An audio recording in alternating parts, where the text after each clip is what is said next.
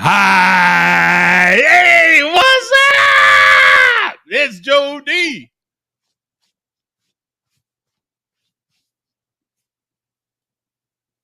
I still look high. Yeah. Yes. Right? Yeah. Today is Saturday, January 28th. It is the last Saturday in January, as far as I know. Last time I checked. We've got Coach. Oh, today is Share Beer Show 686. We've got Coach. We've got Bum. And we've got some other mystery man in there.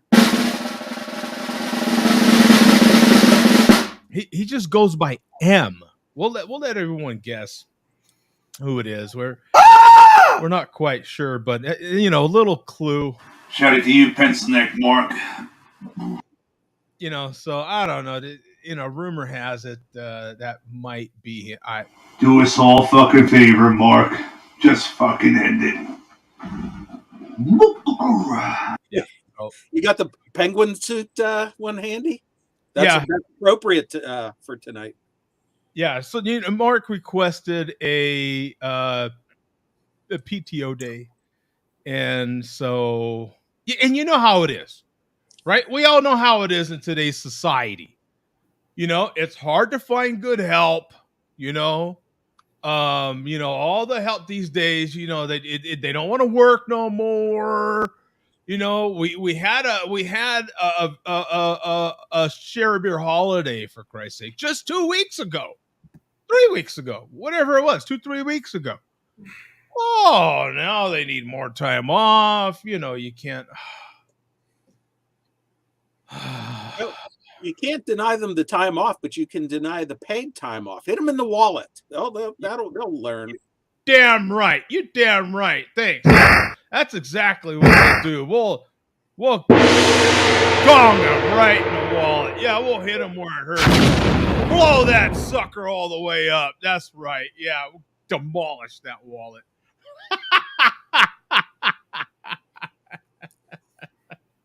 Oh, somebody says we can start the show. Well, thank you very much, senor. We appreciate it. Okay. Hi. Hey, I'm Joe D. No, that's the problem. We already did that. And, not everybody wants that twice. Ask Vega if he still looks high. Yeah, ask him exactly. Yeah, and prove it, right? Prove it. Yeah, we know damn well, right? Yeah, nada. Yeah, exactly. So, how you doing, Coach? How you feeling? I'm good, man. I just saved a bunch of money by switching to Geico. Right on. Well, good for you. That's. Are you going to save at least $600 a year? Is that what it is? Oh no, more than that. Wow. So yeah, big savings. I almost saved enough to buy some malt liquor. Ooh. Yeah, a couple more pennies and I'm there. So. Oh, that would have been good. Post all of them, dog. Special fuck you though to the Sharab. Fuck you, fucking Abdullah.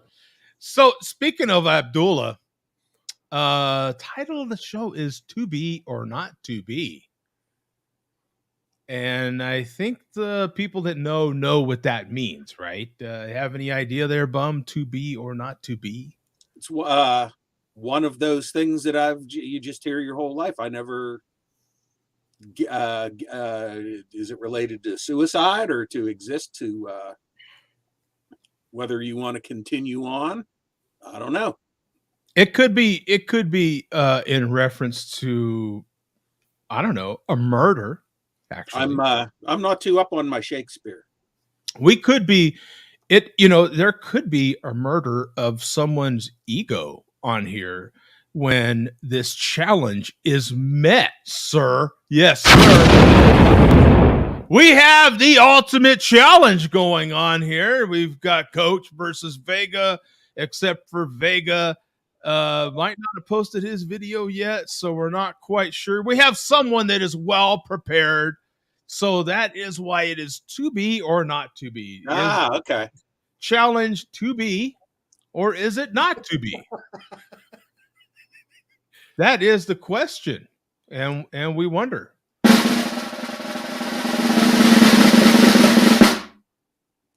How be it, Coach? I'm prepared and ready. You just tell me when, Vega. You failed to upload your video though. You've been practicing. Yeah. So what does that if mean you want me for to the challenge there, Bum? What does that mean? I don't know. Vega was willing to go first and then let Coach beat it, but Vega has not made a move so far. I'll leave it up to Vega. Does he want me to chug it now? Should we wait for Vega or Coach go first, or Coach do a practice run like Vega did? Oh yeah, if you now it's your call, Coach. We'll leave that all up to you. Would you, Coach, A, like a practice run, B, like to make the full run, or C, postpone it till next week? I'm going to leave this up to Vega. Either way, I'm drinking this. Those are good questions. So I would like to leave it up to Vega. Does he want me to do it now?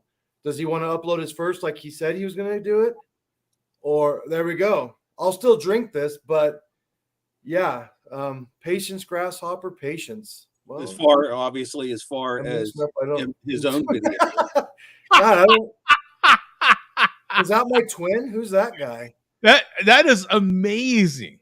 That is an amazing Coach. Well, I mean, you typed it so fast and everything. You missed a couple of yeah, there we go. And what you're going to do with that bottle is incredible. Wow. Yeah.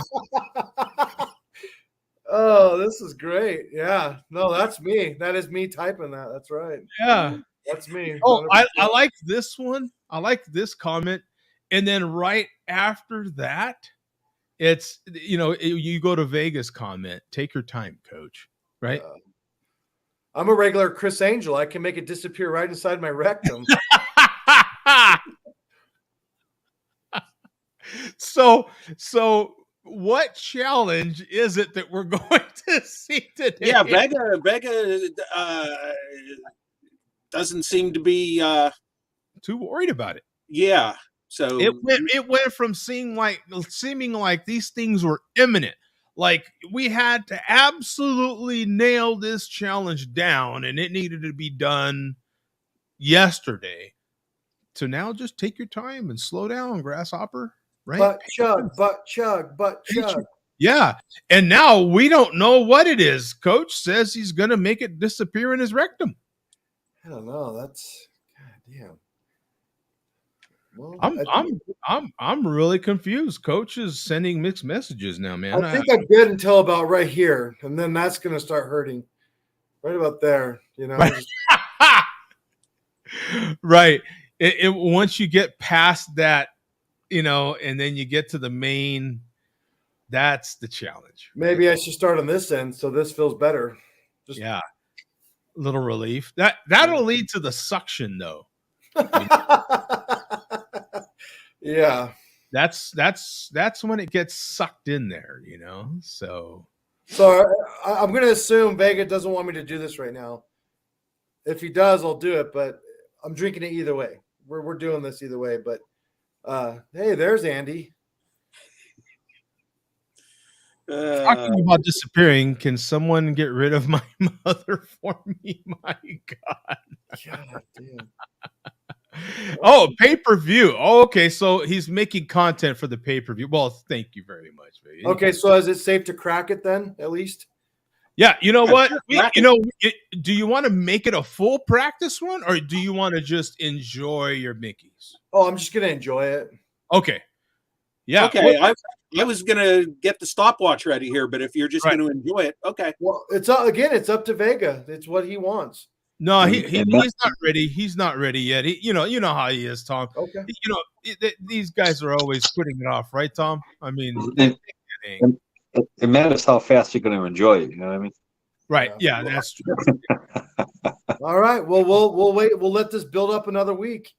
Yeah, we'll go at least another week. Oh, Okay, what and we'll happened? see if, we'll see if Vega makes a move. It says, "What's more dry, Jody's brisket, Coach's falafels, or Bum's leaf collection?" Oh my goodness! Put a lot of thought into that one. Yeah, yeah. Oh, Luke Bag, he's kind of full of it, right? Yeah. I love Look you, at- Bum. Oh Good stuff. shit! It's foaming. Uh-oh. What's going on there? Oh, but you're an expert though. That was from your practice when you were tipping it pre-show. Oh, Oh boy. a little pre. Good, yeah, a little pre.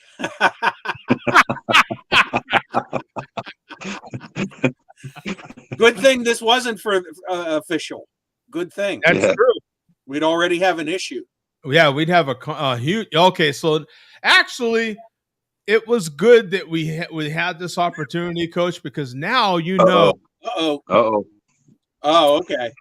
Okay. I Bum thought for a second. maybe you decided to go for it there. No. Bum for a second, like, holy shit, let me grab my phone.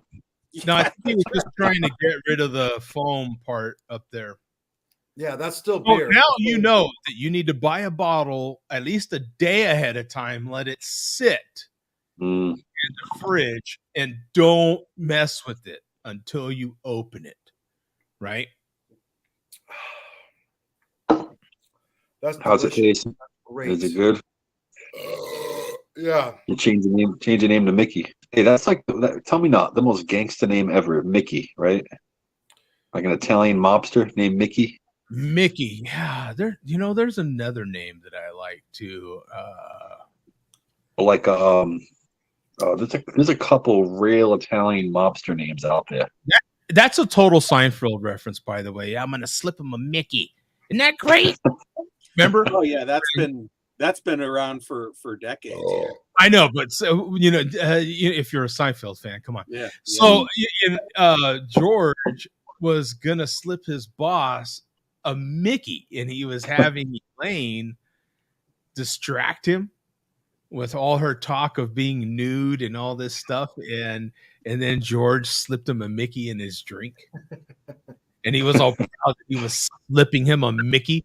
And then Seinfeld was like, "Where do you even get a Mickey? What is a Mickey?" Like he Yeah, what didn't. is them? Yeah, I think of Rocky Balboa when I think of Mick, like Mickey. Yes, Yeah. Mick. Yeah, exactly. What other? Hey, yo, Mick. Definitely Tony. Tony's like a universal mobster, right? Tony. Tony. Like Yeah, Paulie. Mick. Paulie. Anything that ends with a Y, EY, some sort of Y. Yeah. That's why my Italian side they all call me Joey. Oh, Joey, forget about it. Right. It's exactly how they say it. Yeah. It's exactly how they say it. Whoa, oh, we got Tom in the chat too. Look at this. Let me sniff on you, fucking motherfucker. And I know exactly how you say it. Let me sniff all your BS. All your BS. Let me sniff all your beers. Let me go around and sniff the beers. What a bastard. Do you have a feeling, a Bum, do you have a feeling that when not on the air, like we get the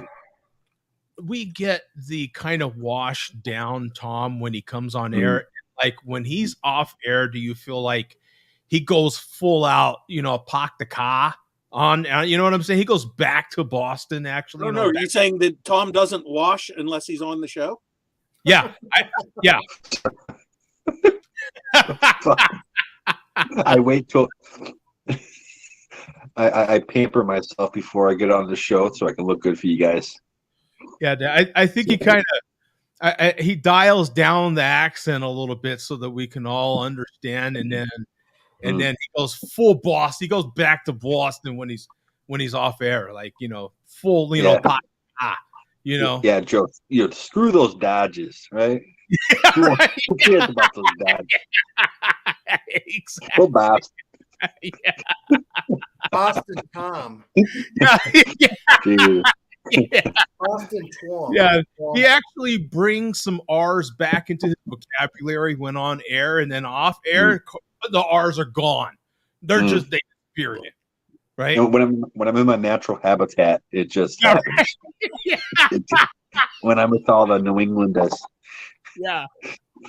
And then you get a few beers and you get a few beers, right?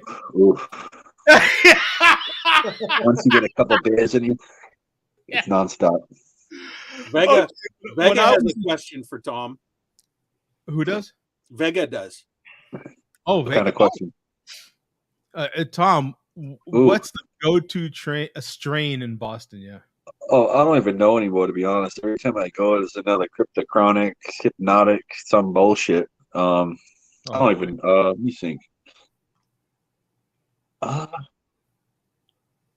Back in the day, I used to love like Granddaddy Purple. That used to be my favorite. Fluffer Nutter, OG. Oh. I have to say that Fluffer Nutter was not bad. The one that I made, at least. I didn't, I didn't have the real, I didn't have the stuff out of the jar, out of the jar. It's nothing amazing. It's like it's a run of the mill type of sandwich. It's like a hey, but how much credit do I get for actually making fluff? How many of you, puffers, cock smokers made marshmallow fluff? Raise your hands. Yeah. This guy. We just go to the store like lazy assholes and take it out of a jar. Maybe. Right. Yeah. A jar. Now, because of that, I bought some fluff. I could pull a bum and go off camera right now and pull out a regular jar of fluff. I have fluff in the house now. I could a peanut butter fluff sandwich. Ooh. And you have to. I used to be just a creamy peanut butter guy, but now it has to be chunky. Even if I have creamy peanut butter, I just put peanuts in it. Yeah, crunchy is the way to go, man. The peanuts just make once you burst them. Once the peanuts burst into your mouth, it's just. Okay. Peanuts. Okay, you said peanuts. Okay. Yeah. I threw a lob. Okay. Yeah, I just want to make sure you weren't saying Peter nuts in your mouth. And no. Okay, I threw a lob. I saw Coach's face. He was like a deer in the headlights. Yeah, because I heard once the pea nuts burst in your mouth. Yeah, and we don't know if it's peanuts or Peter's nuts or strictly peanuts. Yeah. So there's a lot of a lot of gray area in between there. Yeah. So you got to be But anyway, make sure you have some in your glass, by the way, or your bottle or whatever you're consuming from. I want to do a big cheers to the Tyree family there. That is an absolute tragedy. I don't know if you guys have seen the videos, man. Good God. Oh my God. It's disgusting, man. To hear that young man, when he first got pulled out of the car, just being super calm and just telling him, hey man, whatever you want me to do, man, I'm, okay. I'm down. And then even after he ran away, and he's yelling for his mom, dude. Like, Jesus, doesn't it get you a little bit?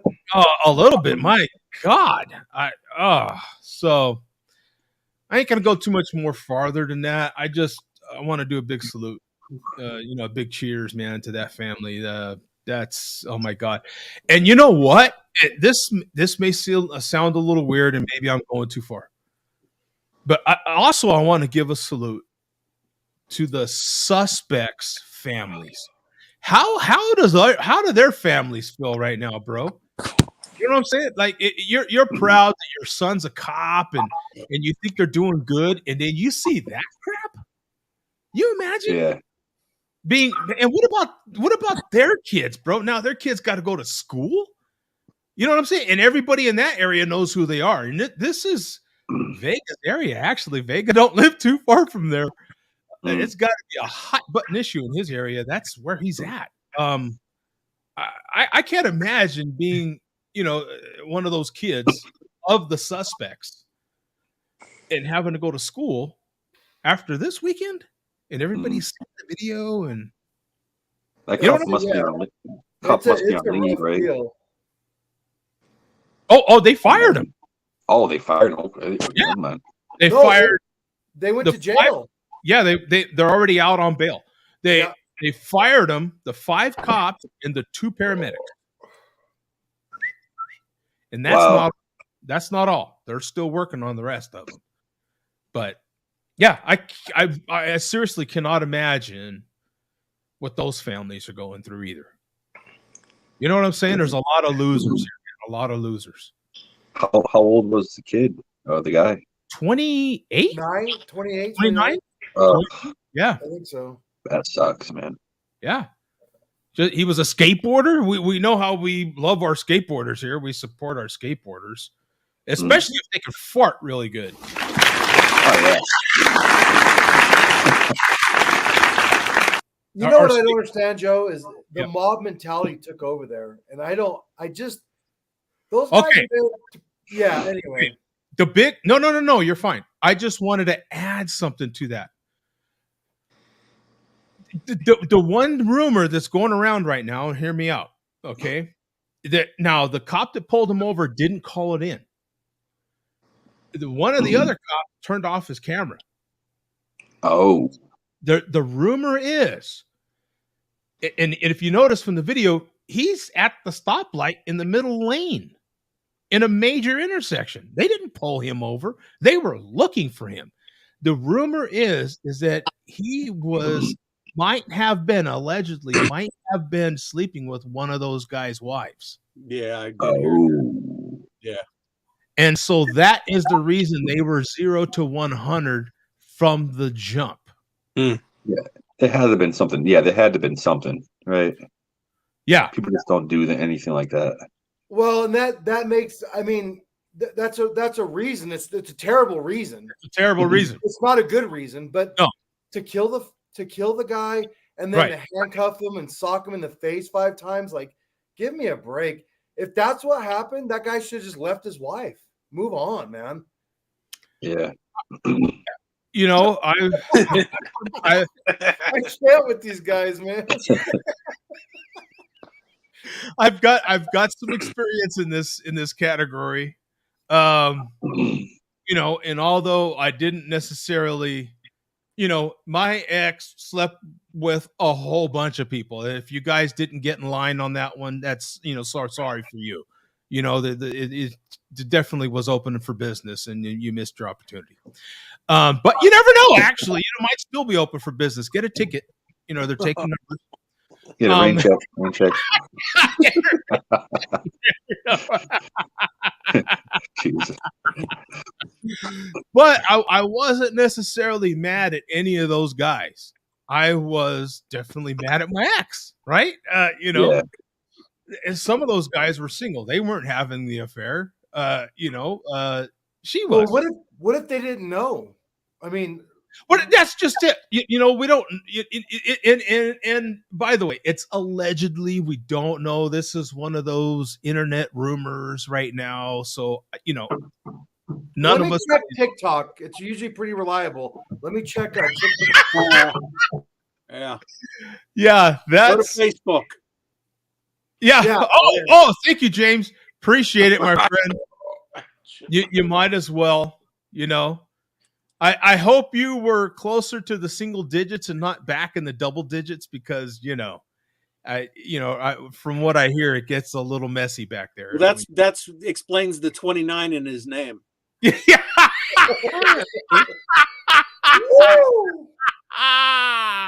Oh, so sorry for you, James. Sorry, That Joe. was good. That was Anyway, on to some better topics. Yeah, Right hi, now. Delilah. We have a very beautiful girl here in the room. Shout out to Delilah. Round of applause. Hi, Delilah. Good to see you once again. I'm muted over here. Say hi. Hi. Can you hear us? Can she hear us? Yeah, she can hear us. Yeah. How are you today, darling? How are you doing, Delilah? How you doing, Delilah? Are you doing good? Yeah, you doing good? Yeah. We were just doing sticker books with her. You guys know what Bluey is? Oh yeah. Yeah. Oh, I never Little knew what Bluey was for the longest time, and then I guess when you have kids, you find things out, right? Oh yeah. Want your shusha? Okay. Do you like dinosaurs, Delilah? Do you like dinosaurs? You like dinosaurs? Yeah, you love dinosaurs, don't you? Yeah. We went to the Boston Museum of Science. They had like a bunch of dinosaurs all set up and everything. She loved was it. thrilled, right? Yeah. Can she name some dinosaurs or no? She knows T-Rex. Okay. Like the what is it? Tyrannosaurus Rex. Yeah. Can she name one more? Can you name a dinosaur? No, she's not there yet. Oh, okay. Tom, the day she can get that third dinosaur in, she knows way more about dinosaurs than I do. Like trumps my knowledge. She knows like 20 characters from Bluey. She can point them out. Let's talk Bluey and we're good, right? They're gold. Yeah. Dinosaur nuggets for the W. Yeah. It cracks me up that they do find like dinosaur dung, right? Mm. You're like, wow. How do you know? Maybe it's just a hay bale. I don't know. You know what I'm saying? Yeah, it's crazy that they identify a dung from like however long ago. It's like what the hell? I don't know. How do you know? So how you been, Ruben? What's going on, my friend? We haven't seen Ruben in a while. Doing well. How are you guys?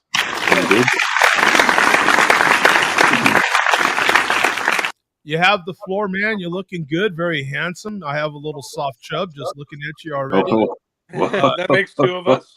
Hopefully three's the crowd if I get lucky. By the way, shit. Between us, man, the lips are nice and full, baby. You know. Yeah, it's just how you do it.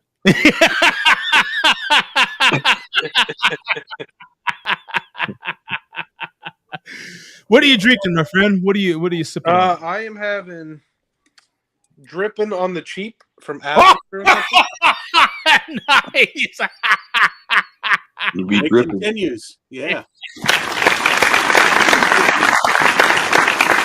Yeah. Aslan, I've had a couple things from them. Yeah. I love Aslan. Aslan's really good. They're out of North Carolina, right? No, Northern Virginia. Northern Virginia. That's yeah. Oh, they have a couple locations now. I have loved them for years, and now they're actually growing bigger and bigger. I think they have 4 breweries, and one's actually coming to Pittsburgh, Bob. Oh, no kidding. Mm-hmm. Yeah, they expanded out here too recently. Yeah, they distribute pretty far now. Like I didn't know they were in Massachusetts, but that's good. They have one in DC, Alexandria, Herndon, and then they're building one in Pittsburgh. It's opening soon, I think. My one buddy who's really on top of things as far as local breweries, he has not mentioned that to me. I'm kind of surprised. Yeah, I love them. It's actually been one of my favorite breweries for 10 years. They were really, really small. Actually, it's funny. The location that they started in was super tiny, and they just sold off all their old equipment, and a new brewery started in there in Northern Virginia, which is absolutely unbelievable. Oh, that's cool. But yeah, they've just like really grown. It's been fun to see the journey. Pardon me for a bit. Now we've seen that coach was down to the swill. Now, do you Went down to the coach. also call that the coach, or do you call that the Vega, or what do you call that? Oh, it's no longer called the coach. Even if coach is drinking it, it's now called the shady. Oh, it's the shady. It's the shady now, yeah. All right. Just had to clarify that, Ruben, real quick. Yeah, sorry about that, Ruben. The last time I saw Vega's sister, she was calling it the coach, and she put it all over her face, like paint. Was it on the cheek? Yeah, not what drop in the mouth on disrespectful. That's hilarious. Complete disrespectful. I am also having a green bottle. You can't see the green bottle, but it's very nice. Oh, nice. Oh, Dos Apis. A long time. Can I share what I'm drinking also? Absolutely, man. I'm drinking a beer from Bellflower. I think they're out of Maine. Oh. Portland, Maine is their Barn Hex. It is grain is Blue Ox Pilsner, Oak Carapalis, and hops and Mosaic Strata Eldorado, and it has their house strain ale. Oh, nice. It's pretty tasty. It's a nice 5%. It's 8.5. Oh, 8.5. Okay. It was better than last time I had it, but it's pretty solid. Usually with the New England IPAs, you got to get to the bottom or pour the whole thing into one glass, because then you get the esters and everything, and it kind of makes the whole shebang a little better. But it's pretty good. Not bad. It looks good. Yeah. Yours and Ruben's look pretty similar. Yeah. Yeah. It's not bad. It's nice and juicy, and you get like the stone fruits and stuff. I look like shit. The fuck! I need a haircut, dude. I'm like, I'll get a haircut. I never go get one. Yeah, dude, on a Saturday haircut, you need another one by Wednesday. You know? Mm-hmm. Yeah. Oh, I got a little bobblehead here. Whoa! You know, don't reach below the desk and then go, I got a little bobblehead here. I got for Christmas. Well, a little Bob Ross. Oh, is that painting guy? Who is Bob that? Ross? Bob Ross, baby. Oh, cool. Bob Ross is awesome. You ever watched his? Oh, I watched him when he was alive. Yeah, he is so cool. Kind of looking up at the sky, but he's supposed all to. that are 40 and over have definitely watched Bob Ross for sure. Oh God, that guy's a legend. And he makes it look so easy. Oh yeah. Like if you ever see the documentary on him? I think I was telling Bum one time, his kids don't even have the rights to his name. Somebody stole his. Yeah. Oh, or all his any of his paintings either. Yeah. Yeah. No, like wow. Ruben, you've watched it, right? People stole his name and sold so much of his stuff under false pretense. Like, well, he didn't trademark anything, so he screwed himself. Oh yeah, but his kids literally got peanuts. Not peanuts, wow. Peanuts. Yeah. His one of the episodes I watched, his kid was actually taken over for the father. Yes. Yeah, his one son appeared with him on several episodes. And he was good, but he wasn't as good as his father. Bob Ross was just so talented. And so I talk to artists now, and they still can't figure out how he did it that fast and made it look so good. You know what I mean? Yeah, he you know, to me, he always felt like he had that same kind of positive energy. Like he was the Richard Simmons to me of painting, if you will. Like a Mr. Rogers almost, right? Like, yeah, okay, yeah. I used to love when he used to like he'd take when he took stripped all the paint, he'd take it and he whipped the shit out of the paint stick, where the hell it was. When he'd beat it down, He'd put it to the bottom and whip it. I used to love that. Whoa. That was his favorite part, Joe. A lot like that was my favorite part. Yeah. Joe makes marshmallow fluff. Right.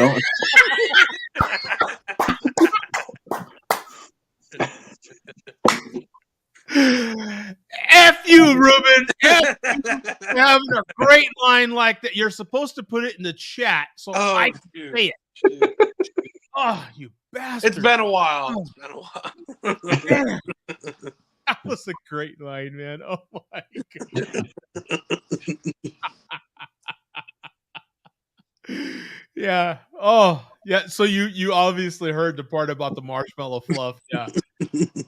Who in the hell makes marshmallow fluff? This stupid idiot right here. Yeah, I was. You know what's hilarious about that whole situation? I was too lazy to go to the store to buy it. That's great. It's And like $3. I'm like, how can you make marshmallow fluff? And it was so damn easy. I was like, well, why don't I just make it? You know what I'm saying? It's like going out of your way to make whipped cream, and you're like, for what? I got everything right here. I can make better whipped cream. And so, no charge. It was the same sort of thing. It was like, I've got everything to make marshmallow fluff. Let me just make some better marshmallow. And it's damn near exactly like making Whipped cream. Whipped cream. Yeah. Yeah.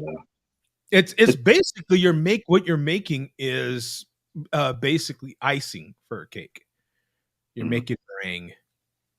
Every part of me wants to say that I want to try your marshmallow fluff, Joe, but I just can't. It's not good. We just added a little chocolate to it, baby. A little nutter, but a little. Never mind. So, yeah, we've made some excellent transitions here. I mean, you never know what happens. Mark's not here today, so by the way, you know the rules on when Mark's not here. Joe, most people don't know how to make whipped cream at home, which it's honestly blasphemy. So it's crazy easy. to me. It's just heavy cream and powdered sugar. And most butter. people really don't know. Butter. I mean, I don't even use butter. I just whip the shit out of the heavy cream with the powdered sugar, and you're good to go. No, I'm saying make butter at home is just as easy. Oh yeah. Yeah. I've actually never done 100%. that. It's ridiculously easy to make butter. You just need to add salt or whatever else flavoring you want to it when you're done. How do you make duck butter? Oh, that's off air, sir. That's in the pre-show. What happens in the pre-show stays in the pre-show. It's a Fremunda butter, right? That's Fremunda butter. Wait, that's okay. That's in the pre-show. We're supposed to keep that between us. Okay. Yeah, we don't. Hey, he could, since Mark's not here, he could show up tonight. That's right. I can see Mark preparing it burns so good. No. He's not talking about Mark. He's talking about our other dear friend from Ohio. Lance. Oh, yes. The one that I'm actually mimicking right now. Yeah. Oh, yes. Now I understand. Yeah, but it's no problem. Sometimes you're latency. Sometimes there's a couple seconds behind. Leg. Yeah. Nothing wrong with that. Like that awkward leg we had last week. Wasn't that some bad leg that I was like, oh yeah. This is some bad stuff. Wow. Am I tripping or is that so? Speaking of tripping, I want to hear what Billy D has to say about all this. Ooh, Billy D be tripping. Oh yeah, Billy D be tripping. He ain't tripping. Billy D's all good. Works every time. How you doing, Billy D? What's going on, man? This is Sharabeer's version of Bob Ross. Just like Bob Ross, Billy D employs the wet on wet technique. Great technique. Yeah. Oh, the light. Yes, the light. All right.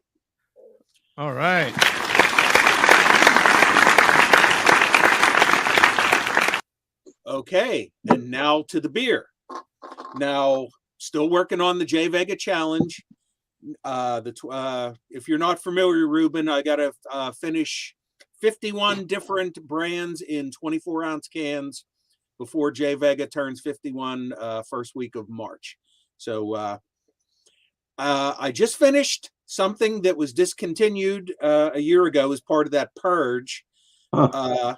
Every other one that I could get in a 24-ounce can that's been discontinued, I've already had as part of the challenge, which was the Steel Reserve Black Can, Old English High Gravity, Mickey's Ice, Keystone Ice, and now Milwaukee's Best Premium. And I just finished this can, RIP Milwaukee's Best Premium.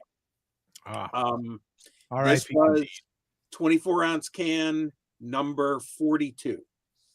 So now, How was that one? actually even expired or canned about a year ago. It wasn't bad actually. Just weird that they discontinued that one. That's the basic Milwaukee's Best, but of course the Milwaukee's Best Ice and Light are still around. So once again, I believe I have malt liquor number 100 possibly on the way from Pat, actually. So until then, and I'm not going to drink 99. I'm going to make number 99 part of the challenge. From here through February, every Saturday during the report, I am going to have a new 24-ounce high gravity lager. And I already had the dog bite a couple weeks ago. And almost every one of these is going to be new to me that I have never tried in my life. And so just from the color, we have a bunch of those in the area. I could tell it's a Natty Daddy. Yeah. I've never had Natty Daddy before. So this is 24 or 25-ounce can number 43. Wow. So Natty Daddy. Just put it in your mouth, bum. Put it in your mouth. This is fresh. Put that Natty Daddy right in your mouth, baby. Yeah, put it in your mouth, bum. Right down your throat. Swallow, baby. Give me Does more. It taste like a lager? Need more. Yeah. Yeah. It tastes like a lager. Yeah, it's a lager. Tastes like a malt liquor. Oh boy. It's a malt lager. Yeah. So in the upcoming weeks, we're going to move down the food chain with high gravity lagers and get worse and worse. Yeah, right. Exactly. Yeah, that's. And we're going to finish up, and number 51 will be a special one, a very special high gravity lager. And I plan on drinking that. It's going to be, speaking of challenges, I plan on drinking that the same show that I plan on having malt liquor number 100 as well.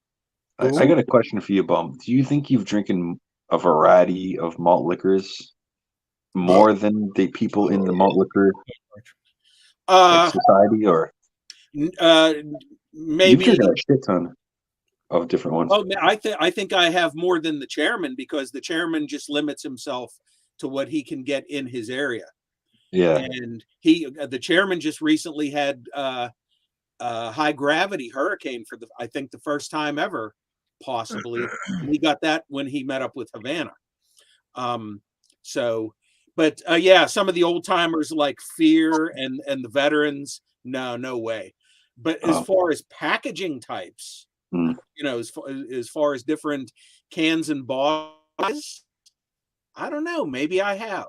But as far as different brands and stuff, no. Fear and guys like that, because there was so much more available, and I have not been drinking the stuff that long, and so much stuff has continued over the years. So, who was it quite a while back that you used to show us that had that kind of huge collection of that's Bruce 40. That's Bruce 40, yeah. He's an old school malt liquor guy, so he's had a ton too. Didn't he have he had hundreds of bottles? Oh no, he's got over 1,000. I forget exactly how many. It's is it like 1,200 bottles now? Okay. He's still occasionally adding to his collection. The website is 40-ounce malt liquor, and that's 40-ounce ozmaltliquor.com, and you can see he has every bottle in his collection photographed, and he has the brands listed alphabetically. It's one of the most user-friendly websites out there. That's a pretty cool domain. That must be a good domain to own. And honestly. obviously, he's had that a long time. Probably sell that for a good price. Yeah, yeah, yeah, because you're not just going to get that that type of domain. right. No. You know, I mean, it seems like that would have been gone a long time ago. He might be able to, like you say, get some good cash off it. Yeah, domains aren't cheap, especially like blatant regular domain names, like pets.com. He's showing 1,148 bottles. Ah, okay. Wow. So yeah, you can pick your favorite 40-ounce bottle there or brand and click on it, and he will show you every bottle in his collection and one cool. he's looking for. He has a link to every bottle. That's cool. Yeah. That's pretty amazing, man, because that's a lot of damn work. Oh yeah. I mean, look at that. That's a lot of damn work right there. Man. Makes a web page for every link. Look at this bottle. How cool is this bottle? Look at that. Have you ever had that, Bum? 64s for a while, yeah. Have you had that? Blatz? No, I've still never tried Blatz beer, and I don't even know if they still make it anymore. I don't think they do. Damn, it's a half gallon of beer. Holy shnikes. Yeah. But look at that bottle. How unique is that bottle? I mean, for it to have that little top up there like that. And I guess they have that so you can grab it easier, so it doesn't slip bottle. out. What's hilarious is it's 64 ounces and it looks like it still has a regular lid, a regular top. Yeah. That is seriously? It's like good for her pleasure. Or ones he's still looking for. Wow. So there's no photo of this one. It's a lot of damn work, man. I got to give it to him. And then there's, some of the, there you go. Something like Bush. There's a bunch of variations on it. Damn, I haven't seen Bush in a while, to be honest with you. Really? You don't have a Bush? Wow. No, we must, but I just haven't seen 40s of Bush. Yeah, I don't know if they're still making 40. Yeah, I've never seen a 40 of that ever. Now. Oh, okay. I thought you just meant seeing Bush. No. I've seen a lot of Bush from my day. E40. Wow. E40. Is that for the rapper E40? Yeah, that was one that he sanctioned, and apparently it was malt liquor with honey in it. It didn't seem to go over too well with the MLDC. Oh, I'd love to try that. That'd be great. You kidding me? Wow, it was at 10%. Oh, and I got to answer Havana's question here. I said this is the first time I've tried Natty Daddy, and Havana did send me a 16-ounce Natty Daddy, which I still have and I will drink on a future report, but it's still sitting here. This is this 24 or 25 is my first time trying it, but I still have your 16-ounce Havana. I have never seen this. A 40 of Dos Equis Amber. I think they have that in my area. I swear I've seen it, but it's one of those things that vanish. I have a couple second 40s that were sent to me, which I haven't tried, but I will be not disposing of. And one is Carta Blanca. Green lightning. What the hell? Oh no, it was grease lightning. I was thinking, wasn't that in so that bottle is like very vibrant. Yeah. This is actually really cool. Oh yeah, it's a great website. I go to I check it out a lot. James Bowie. Wow. Oh, wow. Cool is that? It's a bottle of whiskey almost. Yeah. Did they sell it like that with that bandana in the hat? That is freaking, I'd have bought that just for that. That is cool, man. This is kind of a this could be a historical thing, actually. Oh yeah. And his collection, I believe, is verified by the Guinness Book of Records. No. Are you serious? Yeah. Did he really go through all that trouble? What do you got to do that? Is there MGD on there? I'm curious, Joe. Is there MGD on there? Oh yeah, yeah. You can still get MGD in 40s. I know a place around here. You can get it. Well, back in the day, when you drink the whole thing down, in the back of the label, there'd be a party scene of people like at a bar or in a dance club. Like, yeah. Here's the light. Here's the. There you go. Oh, yep. I've seen Yeah. those. Yeah. They used to have in the back of those, you guys probably don't remember, but they, for a short time, a couple summers, they used to have scenes of people in the back. And as you drink the label down, you could see it better. It was pretty cool. Honestly, I just have never really been in the 40s. Yeah. And actually, he doesn't have the newest one on his site because the new label is available in 40s. I've got, the only time I guess that I was into big volumes of beer is when I was overseas in Germany. You know what I'm saying? Like that was because you'd go to a fest and they'd give you a liter of effing beer. So, and when you're in that environment, chug away.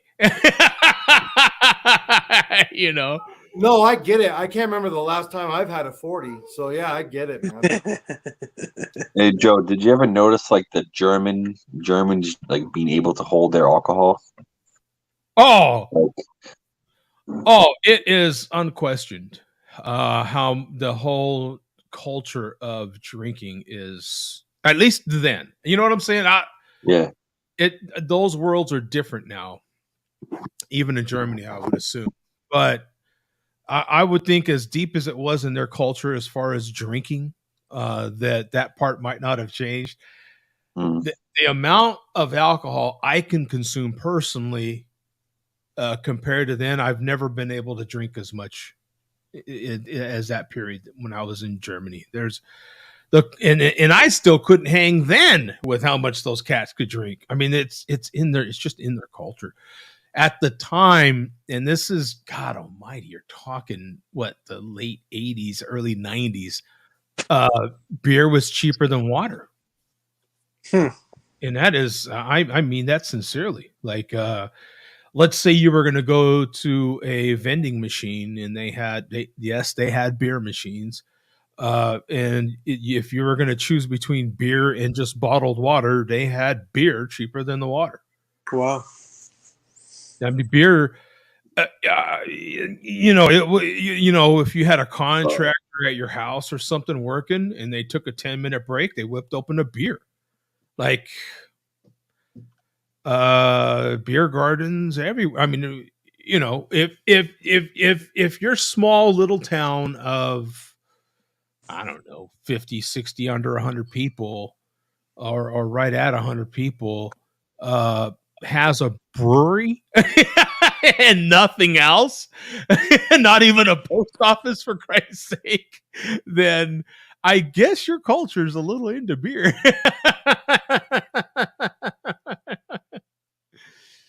Whoa! Oh, thank you, Ruben. Appreciate it very much. Thank you, sir. Yeah.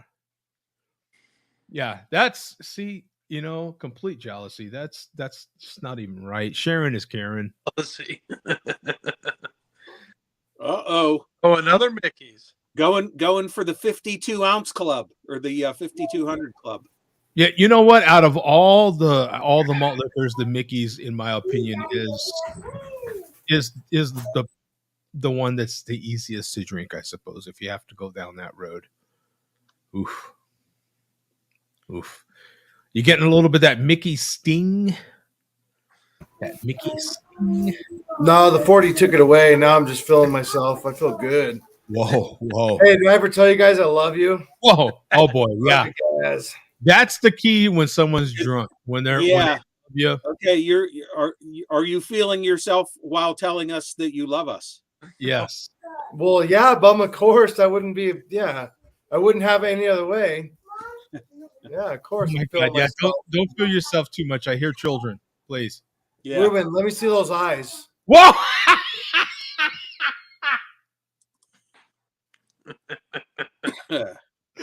Lick your lips a little bit, please, for me. Thank you, sir.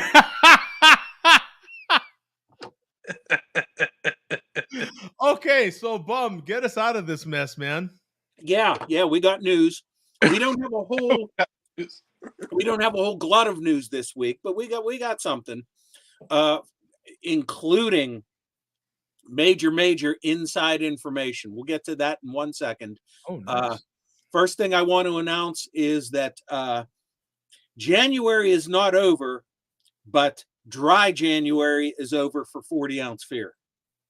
Oh, yeah. As of the other day, he posted a poll on his community tab. Should I end dry January or not? And the people voted, including me, and they voted for him to end dry January before the end of January. And he actually, midway through January, he drank a 40 anyway. So, wow. So his dry January was like 27 days with a beer at the halfway point. So, yeah, I don't know how genuine that. How many people participated in this poll? Oh boy, I would have to go back and look, but 11. It might have been. Yeah. And how many times did you vote, Bum? Was it like 11 times? No, I just voted once. I voted once. So we have that news. Now to the big inside news. We got a scoop here. We have a scoop. Oh. We potential further news will come as it develops, but the Malt Liquor Report has been given a tip from an insider who has very, very strong evidence, including visual proof, that the chairman's bald eagle ball cap was made in Japan. Oh, that is a serious offense. Yeah. That is no good. No boy. Yeah, we can't represent America with a red dot, Bum. That's not good. Yeah. That's not good. Well, I didn't say it was made in India. I said it was made in Japan. I didn't say red dot in the forehead. Yeah. Did I, Bum? I said red. Yeah.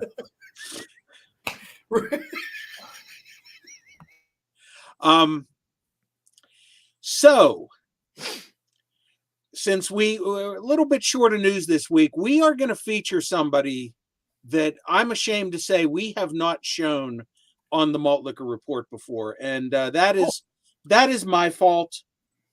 It's an oversight on my fault.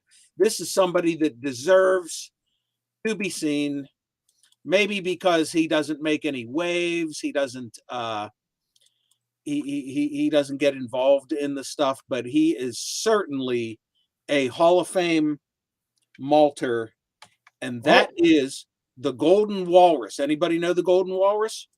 Absolutely not. Okay.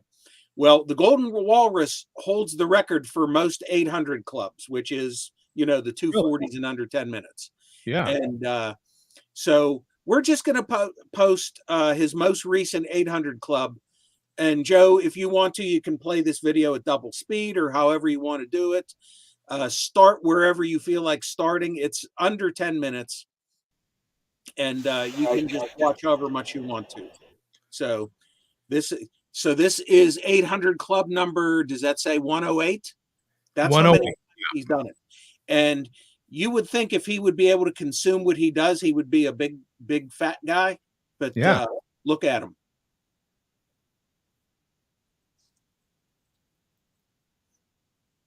Oh, is he going? I'm gonna have to turn that down.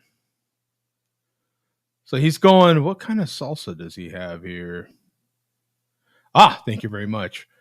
Let's see here. See if we can rewind that.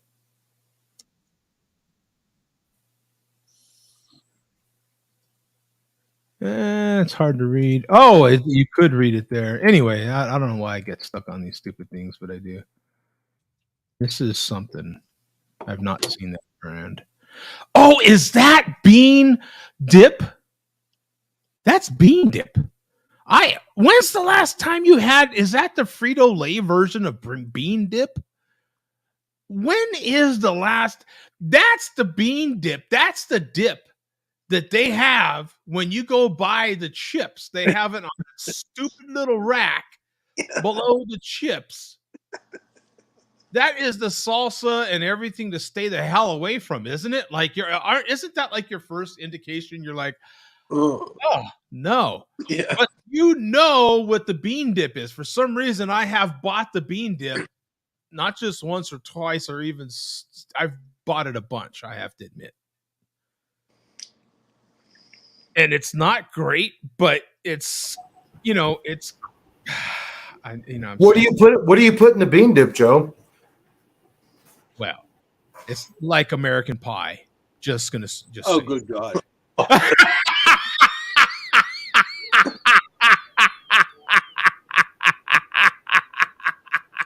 You sick man. It's warm and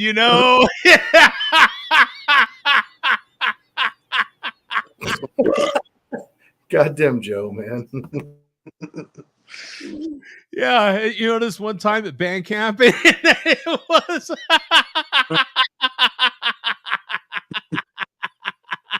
the bad thing is that can is like that tall, Joe. It is. It's super small, but you know what, man? In a pinch, Ocean in the ocean. Yeah, is it the same size as a tuna can? You got to grind it out, make it work. Sometimes you just make it work.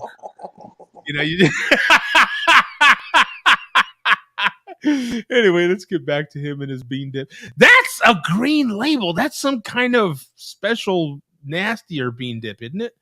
Like just when you think to make bean dip any nastier, they like take the flavor out of it somehow, right? It's like low calorie bean dip or something. Oh, it's cheese dip. Oh, so that's Frito. That's a freaking Fritos. The Frito logo. Oh, that's the cheese dip. I do like all of his prep work. Like he's setting up the scene. I do appreciate that. Yeah. Yeah, but you know what? Okay. You know what? Okay, if you've got as much stuff as he's got going on, okay, now come on. We're guys. We've all been there. You've got the jarred salsa. You've got the canned queso. You've got the French onion dip. Oh, Jesus, baby. You gotta already have like a TV tray or a table of some sort. Right, Ruben? Like, isn't this the rules? Isn't this in the guy code? Yeah. Yeah. I have my pretzels right there ready for I can demystify anything here. Yeah, I'm ready. Right. When it's time, it's time. I mean, right, Tom? Like, isn't that part of the, like, it's on the backside of your guy card, right? Your dude card. Yeah. It's like, if you're going to have snacks and beer, there's a little bit of planning that goes into these things, a little pre-plan, right? Otherwise, you're doing what this guy's doing. You're like, you're all over the place here. Look at this guy. I have my napkin ready. I have my water, my pretzels. I'm good. But I think a lot of his videos he just does off the cuff. He just says, "I'm going to make a video," and he grabs his. He just rolls tape. Grabs his cans. Yeah. Maybe that's why he's so skinny. All this stuff slows him down. I have a weird question. Yeah, is there milk in the Frito queso? Oh, definitely. There's dairy. Oh yeah. Is there? Because I mean, it sits out like it's not refrigerated.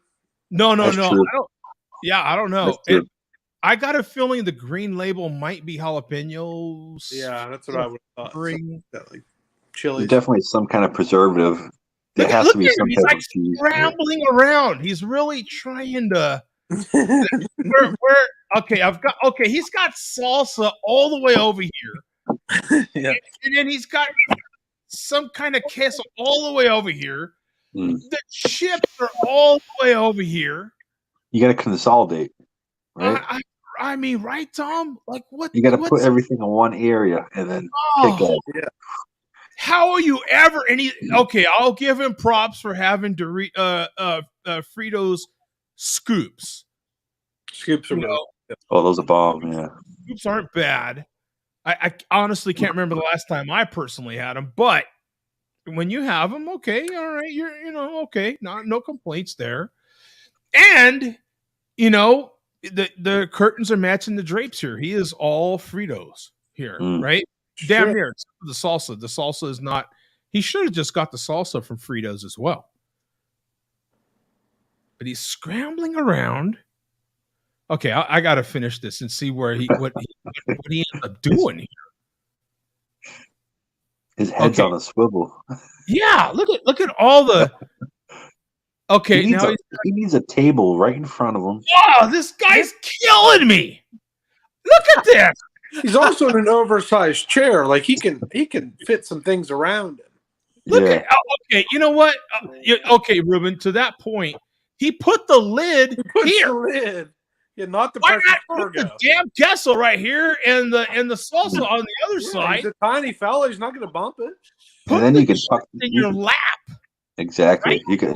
Oh, you can. I'm an idiot. I thought that was a cup holder. I'm an idiot. I thought that was a cup holder. He's obviously never used his belly button as a bowl. I mean, come on. Too skinny. I mean, you know what? I can see why this guy's so skinny because look how many calories he's burned. He's reaching for the snacks. Yeah. Yeah. Maybe that's. He can't even make up what 40 he wants to get, and they're both right there. Oh, this guy's frustrating. Maybe he does it because he tries to take up time. Maybe it's because I take my fatism, my professional fatism so seriously. Maybe I'm too serious about my snacks. Ruben, what do you think? Am I too serious about my snacks? That's why I'm laughing so hard because I fully relate. I think I'm reaching, doing reps in between each. I mean, this guy's, he's also grabbed one individual chip at a time. I've never done that. Is this Tom? Does this not prove this guy is a sociopath? If he's gonna grab individual chips, that bag of chips is gonna be right in front of his goddamn face. Yeah, it should be right between his legs, ready to double dip. Wait, pause, time. Coach just got multiple kisses on the forehead here. It was an accident. Oh, there's another one. Oh! She's teasing us. She's teasing us right now. Taunting the audience. Taunting. Flag. Right? Like the commercial when they do the flag. So, this guy, he flicks the cap. Okay. Oh, he's cocky. Yeah, he's cocky about it too, right, Tom? A little cocky, yeah. Yeah. He's chugging. Hey, good for you. Okay. All right. He's gonna with that kind of chug. There's the burp. There it is. No charge. Same thing as Coach. There it is. Okay. He's getting another big chug. Okay. Whoa, Coach. He's competing with Coach. Oh, Coach is playing with Barbies. What the hell? Is he really competing with Coach? When he's got a real woman there and he's going for the dolls and he just turned the camera off, you don't know what he's doing with that doll. Barbie's going to come back. I think that Barbie was a redhead. It's going to come back a brunette. Just, So. Grandma's boy. No charge. That was another burp. Don't judge me, pal. You don't judge me.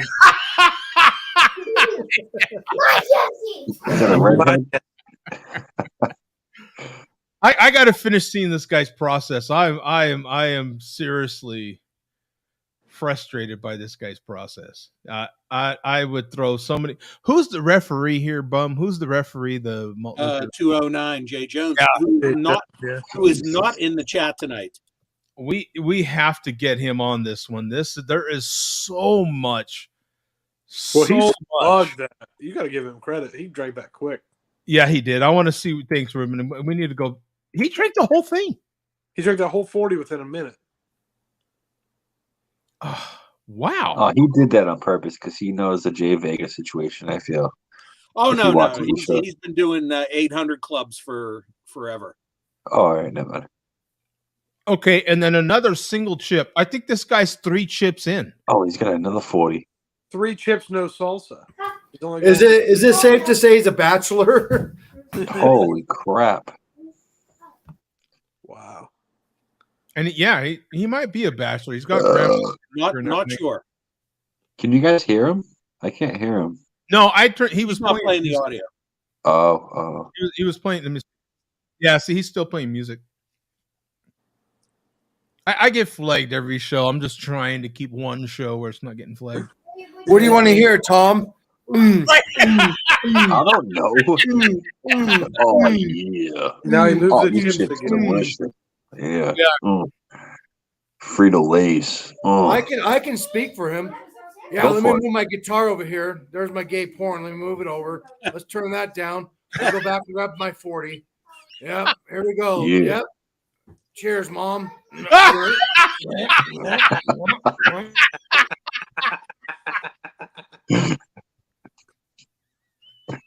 Jesus. Refreshing and good. Mom!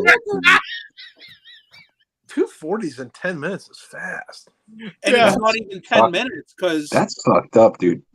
the video's under 10 minutes. And look at that. Oh, there's a second. Okay, so that's 4 chips. Oh, he found the salsa. So that's 2 Ooh. chips per 40. Ooh. He's up to 4 chips. Oh, you know what I'm thinking about? Oh, That Vega for, scoop is going to take him a month. for some reason, I'm thinking about those jalapeno poppers that Coach made like a month ago, 2 months ago. Oh man, how were those? Those good? They were fantastic. Actually, Joe gave me some tips on. I used some of his tips, not his tip, but his tips. Oh yeah, Yeah. baby. And they came out better. Yeah. Also supposed to stay between us. That's a good time, dude. Some cream cheese. Ooh. Hey, look at him. I've never had a woman, so I'm going to go ahead and drink this. I'm just so happy to be redhead. My left hand is what I talk with mainly. Yeah, watching my videos. I love you guys. And thanks for promoting. I'm going to put this down for a minute. If I have 2 males, it cancels out. he just recently cut his hair. He used to have hair down to his chest. Oh, really? Okay. Yeah. And it's probably because it used to fall on his dip. Right? Yeah. But maybe is he still playing? Fell on his salsa. Okay.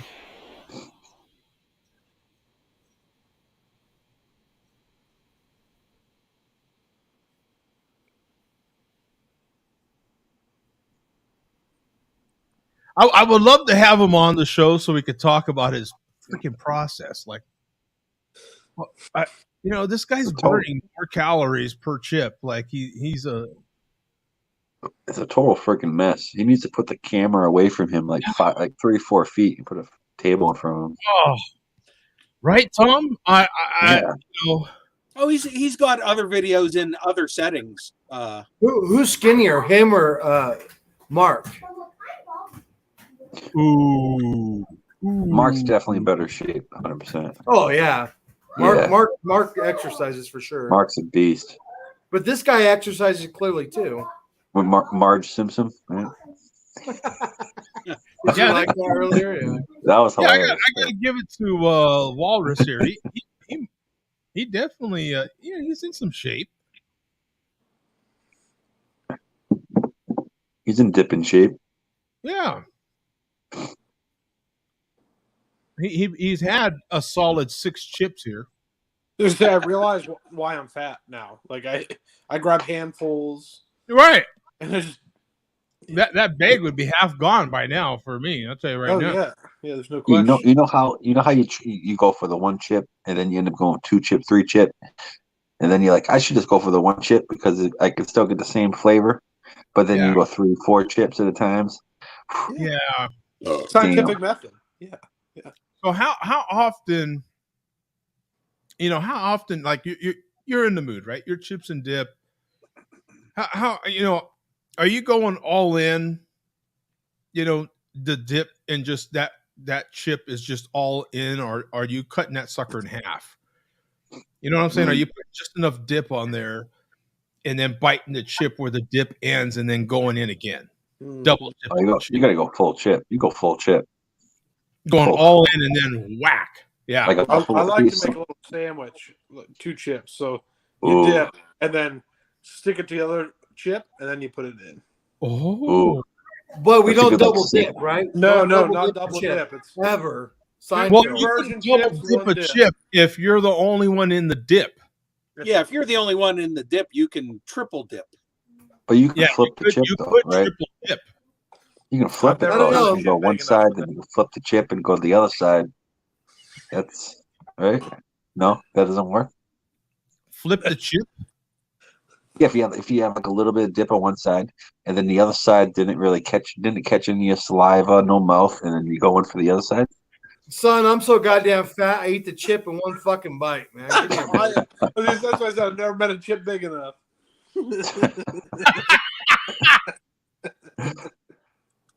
Yeah. Well, thanks for that video, Bum. That was that definitely kept us rolling for quite a while.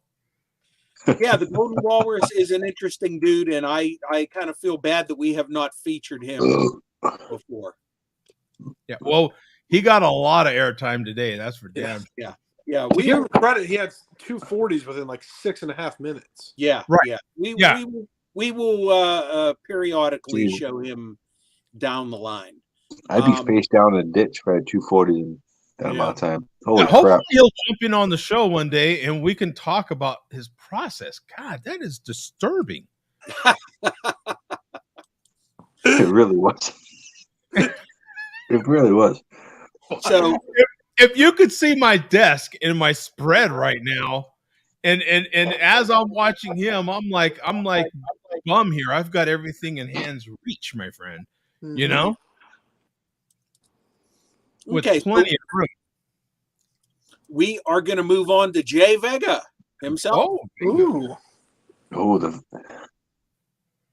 So start at 40 seconds, and this is something that I don't think I've ever seen Jay Vega drink on cam. Oh, what's his name? I don't think. Need the audio, Joe. It's a plastic container, right? Oh, yeah. Ice House. Can you hear it? Hey, there you go. No. Attaboy. No, still Can't no hear it. audio. Can't hear it. Oh, really? You can't? No. Oh, I can't hear his voice. His stupid It might be- voice. It might be the Jody, browser. I'm taking You an know? ice house. Remember last time with Safari? wow, you can hear the other guy's audio, right? No. No, we never did hear the Walrus. Oh, Yeah, we never heard him. That's why Coach had to commentate for a little bit. can you hear her? Or No. No. wow. Okay. You might have to use Safari. I'm not. No. I have to use Chrome here. Oh. Yeah, you know what? I did that before too. Let me see. I've got Safari open as well. Actually, this funny story. This is Andrew's video. He sent me a link, and Oh, that puking all over the place. I will play it for you. My goodness. Yeah, we can hear that. Look at that. Wow, don't Ooh. California Zephyr 5 logo explodes. Ring oil. What is that? Is that oil? Oil. Oil. Oil. Oil? Oh, that oil. Oil. That Oh. oil. Yeah. That oil. Oh, that is a lot of damn oil. Can you imagine being on that train? That's the California Zephyr too, man. That sucker goes like up and down in California. Or is that the one that goes from? No, that goes Amtrak. south, right? That's north and south. It's the California, or does that one go from like Denver to Cali over the mountains there? It might. It's. Those are the ones. Those are the ones that go up to Boston over here. The Amtraks. Yeah. Oh, look at the inside of that sucker. Oh, what a mess. Damn. So anyway, that's the link that Andrew said. So it got some airtime. A lot of oil. A lot of oil. You're Caucasian. There we go. 40 seconds. Here we go. 40 seconds. All all you home. needed was a little bit of oil.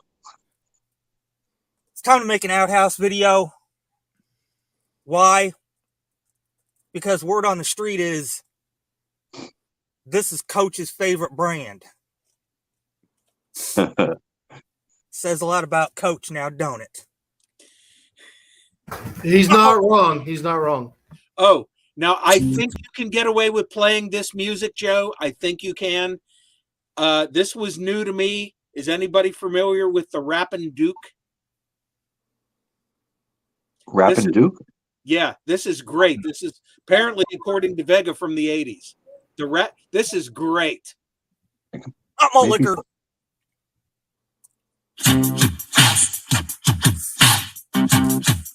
Oh, I've heard this. Well, the end or the start of the song is every single 80s rap song, by the way. Okay. So you think you're bad with your rap? Well, I'll tell you, Pilgrim, I started the crap. Swear to God, I've heard this before, yeah. You were in diapers and wetting the sheets. I was in. Yeah, because he would sound like John Wayne. Yeah. Right? He would say, yeah. On the rosa, rapping to the beat. Da ha da. Yeah, I've heard this, yeah. Yeah. Sure, I rustled some cattle and tended the sheep, but my main concern was rapping to the beat. I don't bother nobody, I'm a real nice guy, kinda laid back like a dead fly. Da ha da. God, I remember this. Yeah, that is funny. Da ha da. I love it. I'm talking here and now. Later for the cattle and rustling the cows. Okay, from there we will move on to a what ends up being a mentioning of a totally different genre of music, and this is Jay Vega talking about being born in Iowa. So go to 805. So was he playing that song on cassette from his dilapidated Nissan? I'm not sure what the source of that was. 845, you say? 805. Oh, 05. Are we not going to talk about his necklace? What's that? We're not going to talk about that? He has that all the time. Yeah, he has that every week. Coach wants to talk about the necklace. Worth the shady. It does. I just saw something about speaking. Since you mentioned it, I just saw something about who's that Mexican cartel guy? Not Pablo Escobar, but the other guy. I know you're talking about. He escaped the whole El Chapo. Chapo, yeah. I just saw, and that looks like Chapo's gun. Actually, it was like all full of diamonds and stuff in the. Yeah, it looks like his pistola. Yeah, Chapo's pistola. Yeah. Mexican cartel don't play around.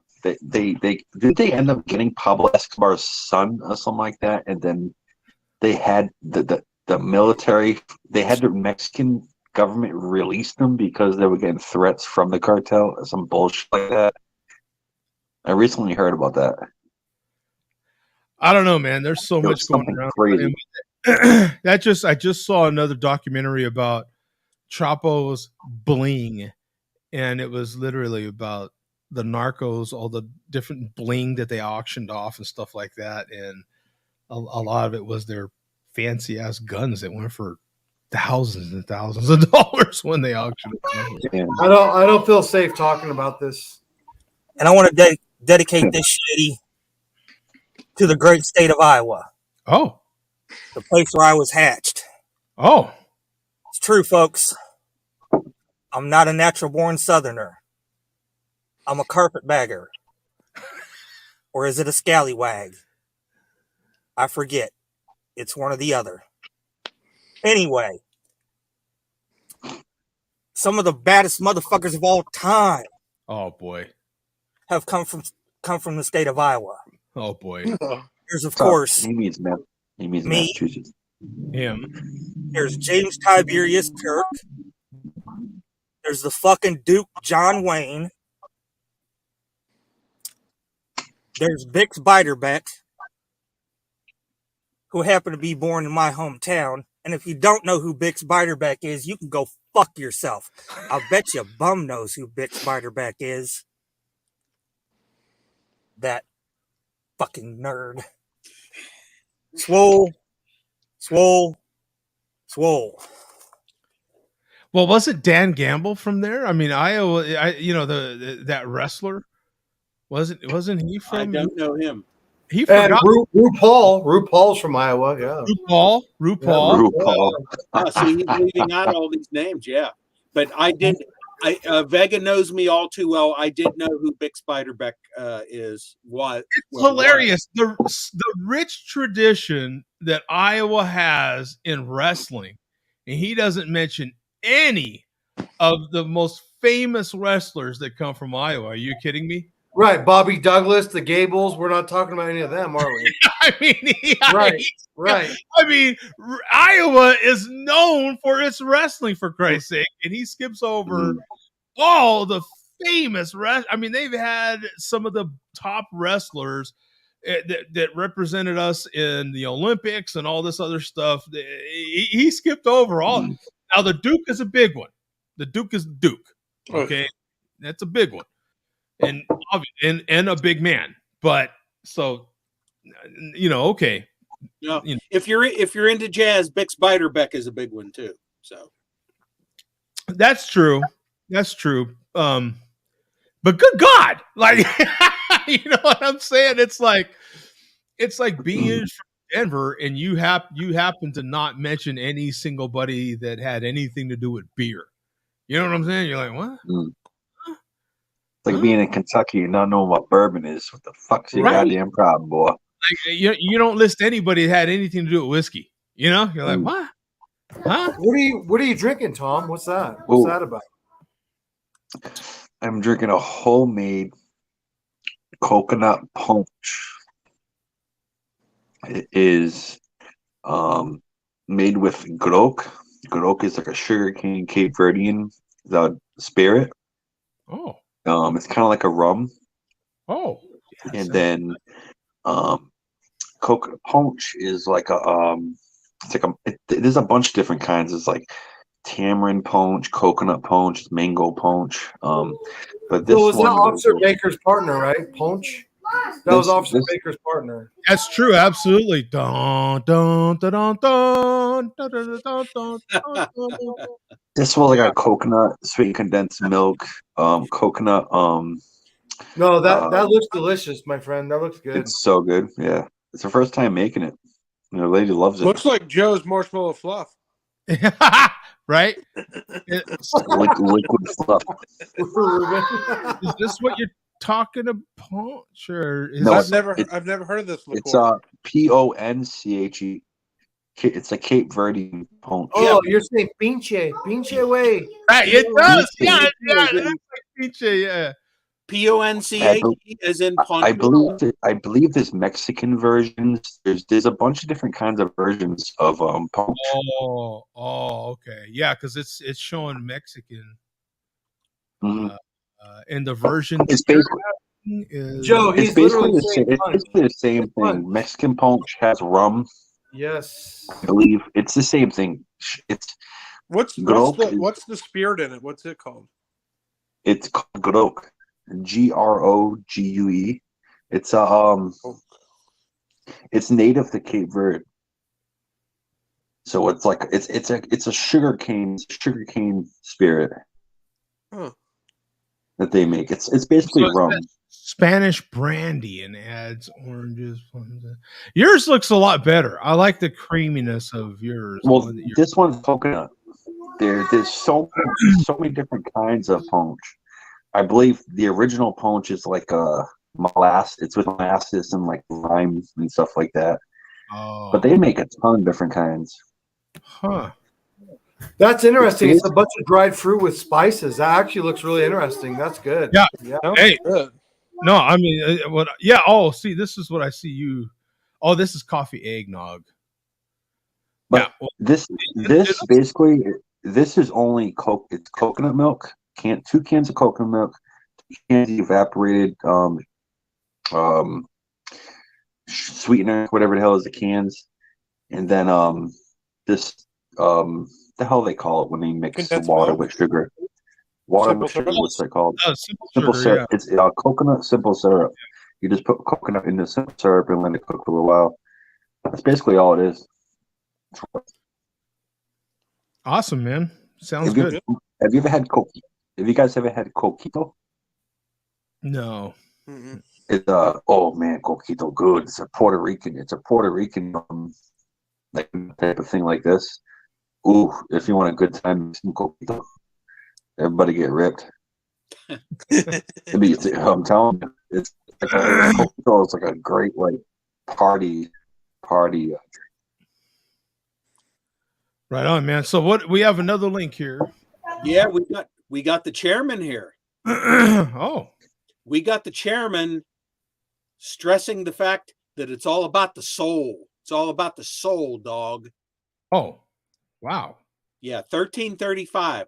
It's all about the soul. All about the soul. Okay. And let's see. We've got wow, the stack shrank quite a bit. I noticed there's there's more up top there. Those are all 100s up top. He says he now has 11,000 in cash on cam. Okay. What a bad idea. Yeah, it's not bad. You know, Amazon, they lowered the price on their $600 bills. So he bought a. No, I too can take out my last year's savings easily. Like, that's cool. What a good job that is. My boy, the vocals, MJ and the Pro Tools, antisocial. Still Jack on the track, but I can't coach you. This is just.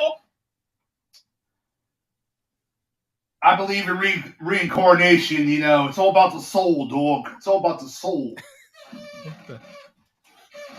This is a vessel. Wait. Reincarnation, you know. I think that chair, we need to get him a new chair or some oil from that chair or something because, listen. All about the soul. All about the soul. That chair's hurting. That chair's hurting like some of the buttons on some of the coats he wears, right? Yeah. Maybe you can take the oil off of that train. Look at that. Yeah, some of the oil off of that train. Listen to that. What a horrible chair to be sitting in, right? This is a vessel. It's all about the soul. Oh. Dude! This is a vessel. Dude! That chair's begging to be saved. I mean, that chair. Help! Right? That's what I love about playing these videos on here. Joe, you notice stuff that I don't notice, like the Golden Walrus's his routine with his dip and his chips. I didn't notice that. I didn't even notice the squealing of the chair. Yeah. Oh, the chair is like, just like, help me, help. The chair is literally screaming for its mother. Mom! Right? He's beating me, Mom! Is that That's not even funny. No. Mom! Right? Poor chair. You know? Too soon. Is that way too okay? Strike that from the record. Yeah, Jesus Christ. Yeah, strike that. Is that your coach would? Whoa! What the hell happened there? God, hold on. God's talking to me. What do you need, man? I'm in the middle of my beer show. We got to give this chair one more time. Yeah, because that chair is. I believe in reincarnation, you know. It's all about the soul, dog. It's all about the soul. Yeah. And as he says that, he's taking the soul right out of that chair.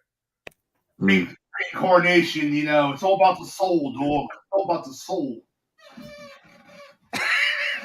This is the best. Yeah. Because if you don't know, now you know, chair. Yeah.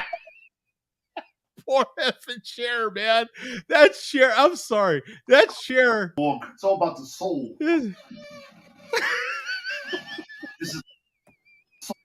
That motherfucker singing to him. Get up, midget. Get up. Please get up. Please get up. This is a vessel. Much like this is a vessel. It's all about the soul, dog. Your soul. Deep down, your soul. No charge. No charge. Best believe I troll in real life, I'll troll in the afterlife. And then I get recreated. He'll get I troll in real life, and I'll then troll in the afterlife. And then I get I think you want to say reincarnated, but he and then I get recreated. Wait. Recreated. Yeah. And troll again. Troll some more. Trolls. Troll. Yeah. Motherfuckers didn't get recreated. So I'm gonna get recreated.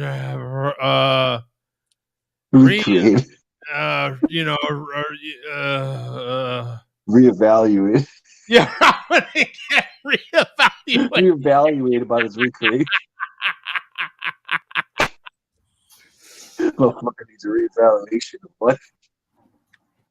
I'll give it to him. I've been all in on this popcorn thing. Life is all about getting fucking slizzard and fucking trolling people.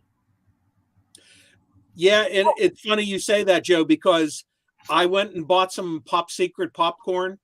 Yeah.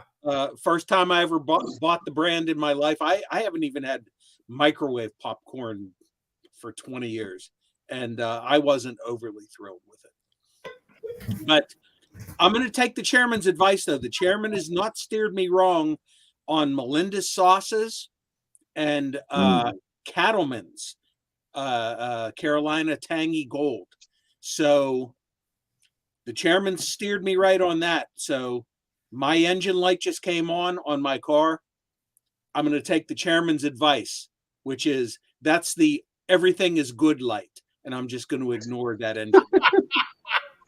So, Bum, I have a question for you. Mm-hmm. The chairman, is he 4'11", 5 foot, 5'1"? No, I mentioned it before. No, yeah, that is the thing that has caught on. And I would love to keep that going, but I cannot tell a lie. No, the chairman is like 5'8", 5'9". He's not. I didn't know they stack shit that high. Yeah. Quoting that movie, but and yeah, like I said, he's actually built like a tank. He's well, then what's wrong with his mouth? Is that the cannon? he's not a short man. So, hey, Bum, have you tried the Mexicana Melinda's? No, I have not seen that. It's I usually see it like when you eat like a Marshall's or a TJ Maxx. I saw it today. I did not buy it, but I kind of just walked by it and it's on Mexicana. I was like, huh. I was kind of wondering about TJ Maxx? Well, TJ Maxx is usually like the type of place that like if something's not sold, it goes to really? TJ Maxx. Okay, I've certainly never seen Marshalls, and I've had a lot of Melinda's now. I've never seen it before, so I saw it there. I was like, huh. I was gonna buy it, but I didn't end up buying it. Mexicana. Yeah, they make their own sriracha, which I like. There's been a couple that I bought that I haven't cared for. They make like a pizza one, a pizza sauce one or something. Yeah, I've seen that. Didn't buy it. Right here, you've got the ghost pepper wing sauce in this pack. This is the variety sampler. Yeah. Habanero wing sauce, sriracha, just wing sauce, pizza hot sauce, ghost pepper steak sauce, green sauce, habanero, honey mustard. What is this? Peri peri garlic sauce, peri peri hot sauce, and Thai sweet chili in this pack. Mm-hmm. Yeah, I've not seen the Mexicali. like a Mexicana or something like that. I was kind of intrigued. Not seen it. I might buy it the next time. You guys got Marshalls in your area, right? TJ Maxx and Marshalls. Oh, really? Oh, yeah. So, yeah, we do. Yeah, for sure. Mm-hmm. Spicy garlic parmesan wing sauce. I got that in the refrigerator. You do this one? Yeah, it's pretty good. I think Bump said he had it too. Yeah, pretty good. Yeah. Okay. All right, we are going to finish up with the follow-up on that. If you don't believe what the chairman just said about him having soul, it's all about the soul. Here's your proof. And we will finish with this. We play it from the beginning. Yeah, whole thing. Okay, the whole thing. Here we go.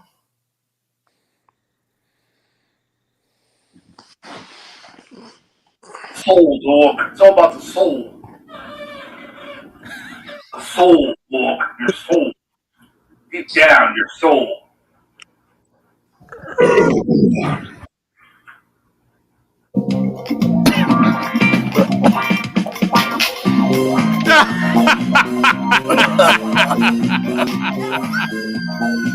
Oh, there he is. Oh my fucking God.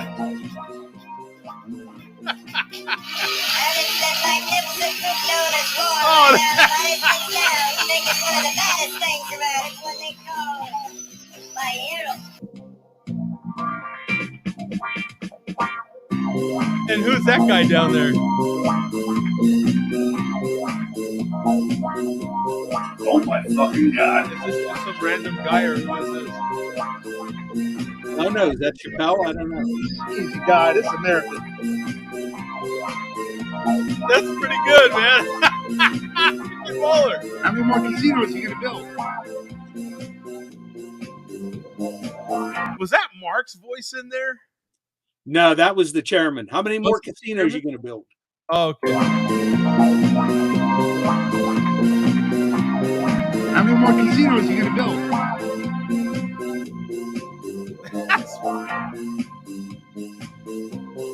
What a fucking mess.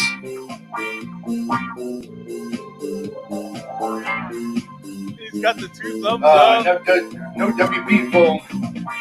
Go fuck yourself, Joe Biden.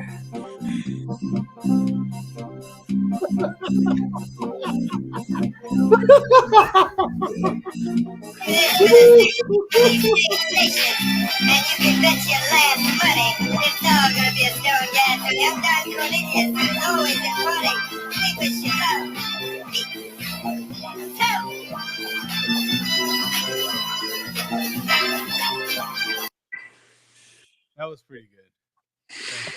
Dude, that was badass. You kidding me? That was classic. Yeah, that was badass. And actually, the first attempt at that video would have probably had we played it, would have gotten you another strike for music. He uploaded it on his Rumble channel, and that's still available on his Rumble channel. But for YouTube, he altered it so he could get it uploaded there as far. And that's why he sped up Don Cornelius's voice. So, okay. Yeah, and substituted some music. So, but the original is available on his Rumble channel for anybody who wants to see it. So, there we go. That is it for this week. Thank you very much, Billy D. We appreciate it. Another fine malt liquor report. As always, oh yeah. And Billy D is headed off to he's headed off for perfect the wet on wet technique. And the natty is in the books. Wow, 139 comments since we started the malt liquor report. So, dude, that's a lot. Yeah, plenty of activity. Last week was definitely more, but it was 300 last week. I remember you saying. Yeah, it was like 3 something. It was pretty crazy. Yeah, we're missing the ref and Joe Skull and lots of people this week. So not here. Yeah, and the chairman. We haven't, and the chairman. Yeah, we haven't had a quote take over the chat dog in a while. You know, where they proclaimed to take over the chat. They claimed it last week. Oh, yeah. Well, that would have been actually with the number of comments that were in the chat. Oh man, what the hell happened? man. Yeah, God, that was crazy. With the number of comments in the chat last week. Are you bored, Joe? Are you bored?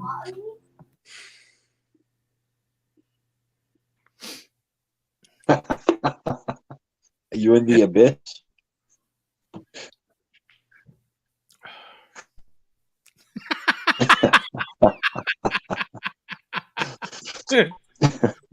I can't be bothered with this damn show. Yeah. Just get up, go make a ham sandwich. Yeah, exactly. Just kick back, Come file back. my nails. Yeah, you know. Pinky out. Yeah, start picking my feet a little bit, all that sort of stuff. You know, you're just like, you know. Go right? pour yourself a glass of Sauvignon Blanc. You know. Yeah, I don't do that. Let's not get crazy. Yeah, I know. Mark might be pouring himself a glass of Sauvignon Blanc. No. Mark is definitely, yeah. Maybe some cognac. Yeah. Oh, wait. Cody says, I flipped Jody's food tray. It has a brontosaurus ribs on it, like the Flintstones. Yeah, hey. That's a compliment. Yeah, actually, if I get a hold of some of those, that'd be kind of cool. Yeah. Oh, and then of course James Montana threw in and collard greens. Well, how do you, Joe? How do you feel? Have you ever had good cheese grits, and how do you feel about cheese grits? I mean, I've had a lot of grits in my life for sure. You know what I'm saying? Do you like cheese grits? Cheese, cheese or whatever on grits, however you flavor them. Butter. It's got to be butter, Joe. Butter. I just remember when I was in high school, and I had a coach from the South, and we went to their house, and the wife made cheese grits, and she made like I'm not from the South, Tom. I'm not from the South. Cheese grits. She made some good cheese grits. God damn, they were good. I'm not from the South, Tom. No, you're from Iowa. Oh, Idaho. I don't know why I said Iowa. Idaho. Yeah. Yeah. When I get the I think oh. I like grits, man. Grits are cool. I haven't had them in a little while now, but the place that I go, I haven't been there in a long time either, though, that has grits all the time is like Waffle House. And you can get grits at Waffle House. How do you feel about smoked meats and barbecue, Joe? Yeah, that's what I think of. I think of when you make smoked meats, some good cheese grits, some collard greens, some good, you know what I mean? Some good sides. I'm a sides guy. I'm not. I'm working on my sides, but those are very traditional sides in a way. 100%, yeah. And to me, they will always seem plain. You know what I'm saying? I am part Italian, part Mexican, and so anything that is like that to me, I just think of that as just kind of traditional Americana, and that is just very plain. I'm used to ethnic foods, and I know to some people that's ethnic, but it's greens, and I don't know. To me, that's just plain. I'm used to spicy. I'm used to different sorts of really crazy things, especially when you mix my cultures. Mexican food and Italian foods are some of the best foods. Period. I mean, who doesn't love a good Italian dish? And when you mix it with the food that is totally American, right? Barbecue in the way we make it here is just totally American.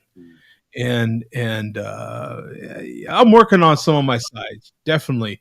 I like stuff that has green chili in it. I like, so to me, mac and cheese, a lot of these side dishes to me have to have oomph to them, another little extra layer to them, another something. How about How about I saw you were shredding some brisket.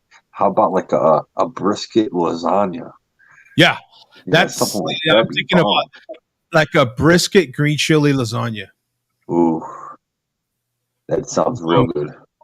I've made in the past. I've made lasagna burritos, Mm. and my mom was pissed. My mom was like, "Don't ever do that again." I remember you talking about that one. Yeah, Your mom wasn't happy about. my mom was not happy about that at all. Sounds great. And my nephew, I love my little nephew, and he protests my foods all the time because he's just like in his little young mind, he's like, you got a problem with pepper. You use too much damn pepper. I'm gonna eat this, but you need to lighten up on your pepper. I love pepper, so I'd be loving it. Dude, you cannot hardly make barbecue without pepper. That You young can't make man, barbecue without pepper. That's no, you can't. And No. and he will not stop eating my food, but he's like, you've got you and your damn pepper. You need to slow down on your pepper. You know what I'm saying? I'm going to watch you and your damn pepper. I'm going to eat this. But you got a problem, son, right? It's like, especially with beef, man. Like if you're doing brisket or short ribs or oh yeah, or Texas style like long ribs. Oh my gosh. No, 3x the black pepper. There's some very traditional things like beans. A lot of people like beans with their barbecue as a side, mac and cheese, all these sorts of things I do plan on integrating. I probably wouldn't do grits because I don't eat grits that much. Yeah.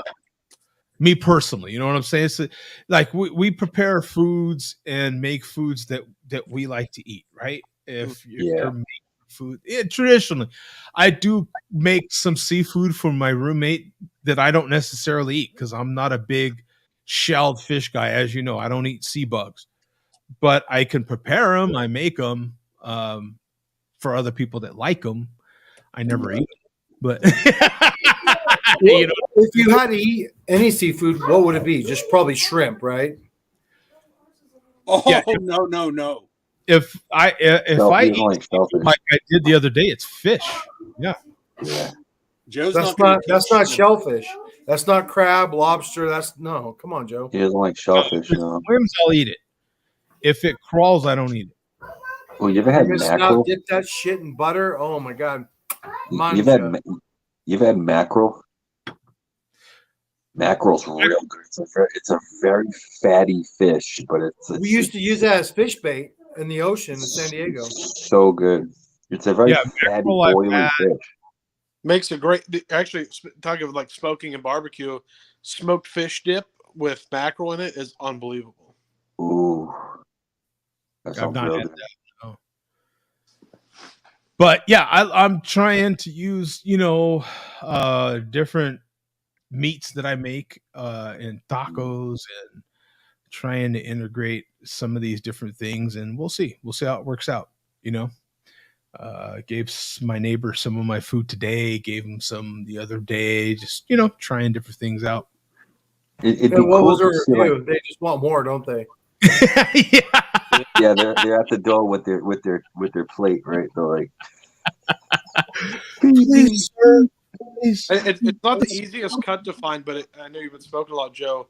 Beef cheeks are wonderful if you can find them. No. Actually, beef cheeks for me are very easy to find. And for most of us that have a Sam's Club nearby, Sam's Club carries beef cheek. Oh, really? Huh.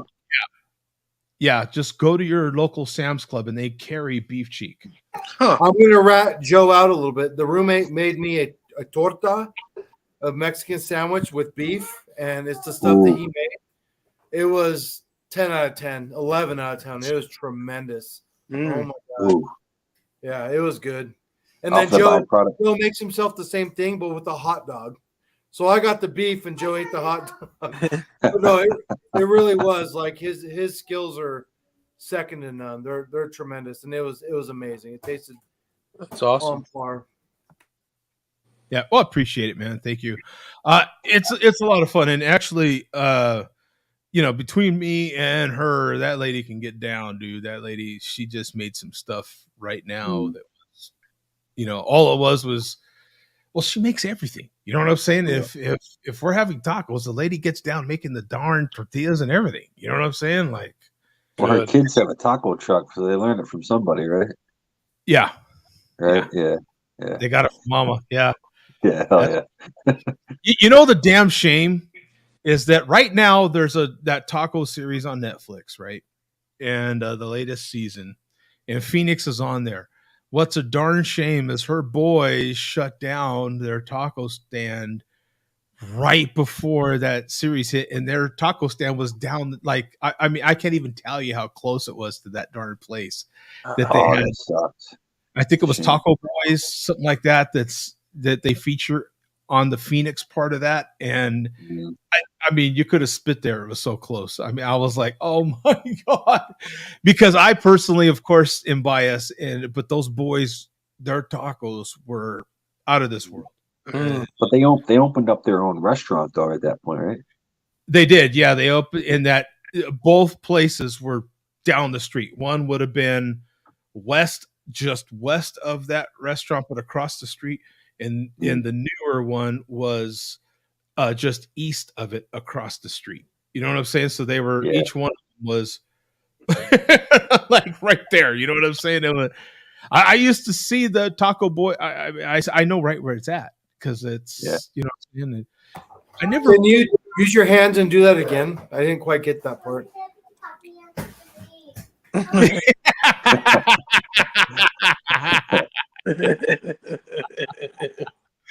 Yeah, making food is a lot of fun. It's you get more, at least I do, out of watching people eat your food. 100%. Actually eating it yourself. Like when I cook, I just enjoy people eating the food more than I do actually. You're your own worst critic, man. You are your own worst critic, which in some way that works, but you're there, man, my man. Like, you're there. Aren't we like, all? Aren't we all though? We're our own worst critics, so no. But Joe's like, oh, I could have lowered the temperature like 6 degrees and 14 minutes ago, and I'm like, no, man, this is like, but that's good. That's good though that he's doing that because it helps him dial down to where he wants to be. That's a great thing. It is. You're right. Sometimes it is. Yeah. Sometimes we don't see it, but somebody else does, and the person that's doing it wants to perfect it. That's why I think that, that's why me and her second oldest son, the one that actually started the restaurant, the taco stand, he's an absolute perfectionist, and I think that's we kind of have that in common. So like we enjoy like. Yeah, what do you do for this? And this is what I do for this. And we kind of geek out on each other when it comes to that. You know what I'm saying? Yeah. So, and I know when I've nailed something, when he just shuts up, when he's eating it and he doesn't have anything to say. Yeah. I know I've nailed it because he's an absolute perfectionist. He's an absolute, like, you can ask him about anything and he'll be like, you know what I'm saying? Like, yeah. Yeah, but that's you, Joe. That's you. You're a perfectionist with that thing, and you're pretty much dialed in, man. Whether you realize it or not, you're dialed in. There's a lot to learn. It's a lot of fun. Oh my God. It's definitely fun. There's so much to learn. Like just today, I made some ribs today. It was another test cook. Made some ribs today. I was working on my rendering and my bark. I wanted to get the bark on the ribs darker. You know what I'm saying? So I just worked on the rendering, worked on using a little more. Mesquite is native to Arizona. So I was working on using mesquite, of course, and some pecan wood. You can get pecan fairly easy here. You have to look for a little bit, but you can get it. So I was using a mix of those, but mostly mesquite. Wanted to get that bark darker. I was using Worcestershire, the W sauce to spritz instead of W sauce. Yeah, I ain't trying to say that. So, yeah, just use W sauce, and that made that bark just nice and rough, dark. You know what I'm saying? Just, do you dry brine your ribs? No. That's how. I mean, we don't have to nerd out now either, but that's how I got my best bark is dry brining with kosher salt overnight, and with well, go ahead. Yeah, I don't do that with any of my meat anymore. Really? Nuh-uh. It's not necessary. The only thing that I brined the wings that I made. I made some chicken wings as well, and I brined those for about 4 hours. The overnight thing, I was doing that. I like the dry brine. I don't like wet brining, but yeah. Yeah, I wet brined the wings before I started, but that's a total personal preference, right? I don't see any need for it anymore. You know what I'm saying? For me personally, I will, do a dry brine, if you will, for about an hour or hour and a half before I cook. That's about it. I just enough to let the meat, let it set in there where it doesn't just come off on your fingers right away. It'll still come off if you rubbed it a little, if you rub the meat a little bit. Yeah, it'll come off. But it sits on there long enough for once the meat starts sweating, then you know that salt has penetrated. Yep. And you know that. So I get it to that point. And then that way, when I move the meat or I pick it up, it doesn't just fall off, right? Mm-hmm. So I will do that. I actually use another tip that I just learned not about a month ago. When I'm lighting, because I use an offset smoker now, so when I'll put my meat on cold and then I'll light the fire, and all that dirty smoke will hit it, and it doesn't stay. But what it does do is it gives me more bark.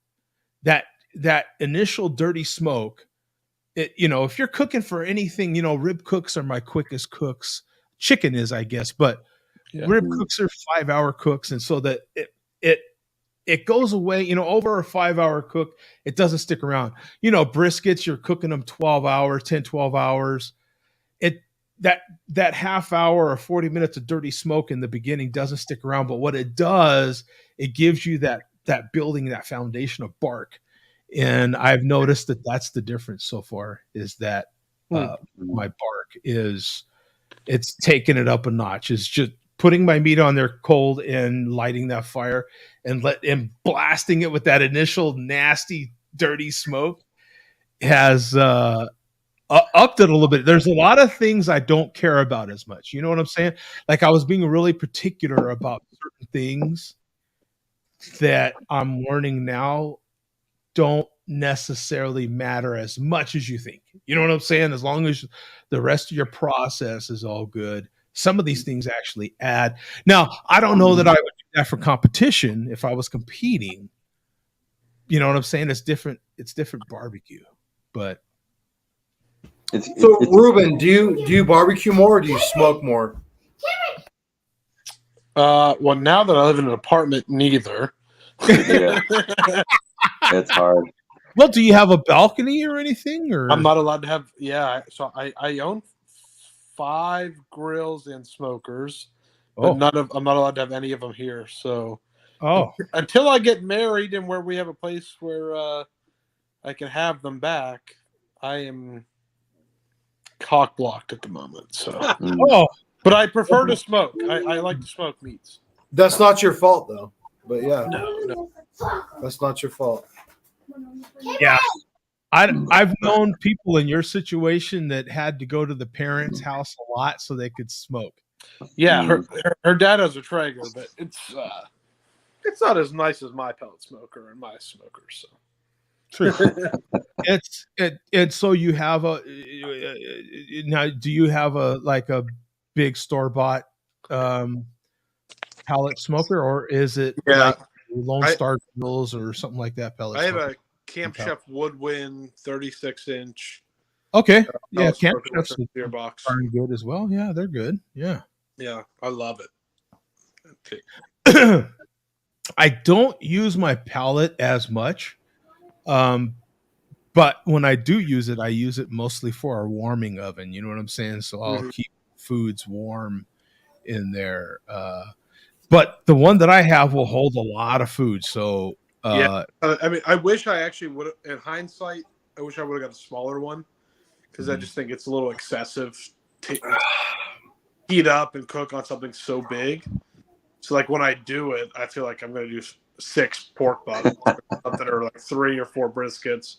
Because if I'm going to use all those pellets, I'm going to like maximize it. But a lot of times I'll use an offset like you, Joe, or just a propane smoker, like for small little cooks like chicken or things of that nature. It's great. My the one that I absolutely love. I'm still working on the offset. I mean, there's a lot to learn. I just got it not too long ago, so I'm still learning a lot with the offset. The cooker I have that I absolutely love, I recommend you getting one whenever you have a chance, is a drum smoker. Dude, God. Absolute rib machines, man. Drum smokers are rib machines. I mean, they you just can't beat it. Yeah, but Joe, if we're novice, where do we start? A Traeger? Where do we start? Wherever you want. Get a Weber. Start with your Weber. Start wherever you feel you're comfortable. Absolutely, yeah. Just to start, wherever your budget allows and whatever you feel comfortable. But what do you feel like if someone has a middle of the road budget they want something to last for them for a couple years? What do you call middle of the road? Yes, good question. Like something that will get them comfortable for a couple of years where they can engage and do more for a couple. The one that I love, the one that I love, I tell you guys all the time, is my Masterbuilt. I love my Masterbuilt Gravity. It's just nothing beats it. The 800. It's just big enough. Hell, you saw me cook 2 turkeys on it for Thanksgiving. What were they, 15 pounders? How were they? Were they real good? Oh yeah, man. Yeah. Juicy, I bet. Oh, yeah. They were juicy as F, man. Yeah, they were fantastic. That's awesome. Yeah. But I love anything that you can add charcoal to. I have my pellet smoker. I can get some darn good bark on my pellet smoker. I can. As long as you know what you're doing, you can get that bark. But boy, I tell you, the minute you start using charcoal again at a minimum and integrate at least some wood chunks into that as well, you're like, what in the hell was I doing? You know what I'm saying? Yeah. Like that flavor is. I'm going to go elementary on you. So you have 5 ribeyes. How do you cook them? Where do you go? Elementary, 5 ribeyes. Where are you going? Steaks or steaks. Oh, I'm going to the charcoal. Yeah, 100%. I reverse sear them. So I mean, if they're thick, I'll reverse sear them in the oven on like a elevated tray for however long, to like 120, 115 degrees. So no broil. No broil. No. Very low, like 215 degrees. And then what? Then I will have them on the hottest charcoal possible and sear each side for like a minute and a half to get a perfect. Medium rare. We're looking at medium rare. I do medium rare. Yeah. Good. Attaboy. Yeah. Attaboy. That's how I do mine. Absolutely. It's got to be. It's just got to be. It's got to be charcoal. I 100% agree. Or wood. I mean, if you've got it like that, you could integrate some wood. Then you can put some wood chips in. Yeah. And Ruben, can you break that down? Most people don't know what reverse sear is. Yeah. So. Yeah, it's most fundamental level. What it looks like is kind of like a cookie tray in a pan. You put it in the oven and you put your steak on top of it with your seasonings on it and all that good stuff. Low and slow at like 225 degrees in your oven. And you can just watch the temperature, right? You have an internal probe in it till it's like at 115 degrees, 120 degrees. And it takes probably an hour, would you say, Joe? Hour and 20 minutes, depending on how big the steak is? Yeah, it just depends too, right? So there's a few ways to get it there. You can either reverse sear, or you can sear first. You can sear first, then go. Yeah. So some people sous vide, some people put it in the oven. Whatever way you prefer to get that initial cook in, to get it to that 115 to 120, that part's up to you. So you can put it in the oven, you can go 225, you can go hell, you can go 325 if you want. If you want it, yeah. You gotta watch it though. You just gotta watch it. Follow your hand thing. If you don't have a thermometer, then you follow your hand thing. You know what I'm saying? Yeah. Well, right.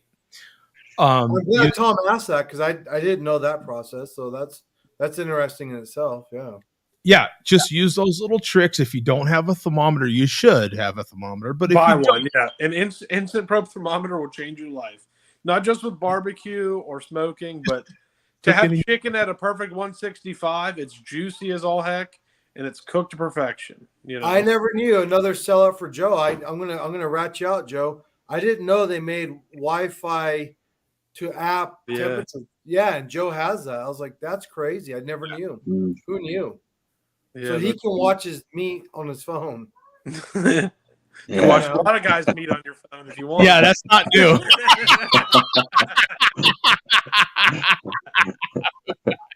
Wet on wet. Yeah, that's not new. Yeah. But it's, steaks are, to me, some of the easiest things on the world to prepare. 100%. But, if you're doing a competition, competition's a different level. Yeah. Competition steak, is a different ball game, but they're still super fast. Steaks are quick, man. You could do a steak in a pan if you want. I mean, do it in a pan, make your steaks are easy, man. Like, they're not hard. Easiest thing, and you can impress your girl with it. You know what I'm saying? You make a good steak. I just coached my cousin into making a steak for her and her son just the other day. She wasn't really sure on how to do it, and I walked her through it, and she was like, "Oh my God, this was amazing." You know what I'm saying? Just with a stupid nonstick pan, right there. You just got to have it hot enough. That's the thing about being. That's the thing about being the best, though. Being the best is doing the simplest things. Yeah. Right. Like you always, the simplest things are always sometimes the hardest things to do.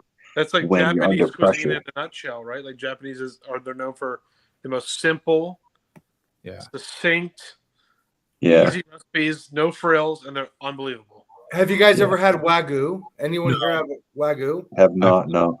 Yeah, it's unreal. Is it? It's unreal. It buttery soft? Like, is it? Yeah. Is I mean, that people good? always say it's like meat butter. That's an under exaggeration. It is. But what's the flavor profile? Is it?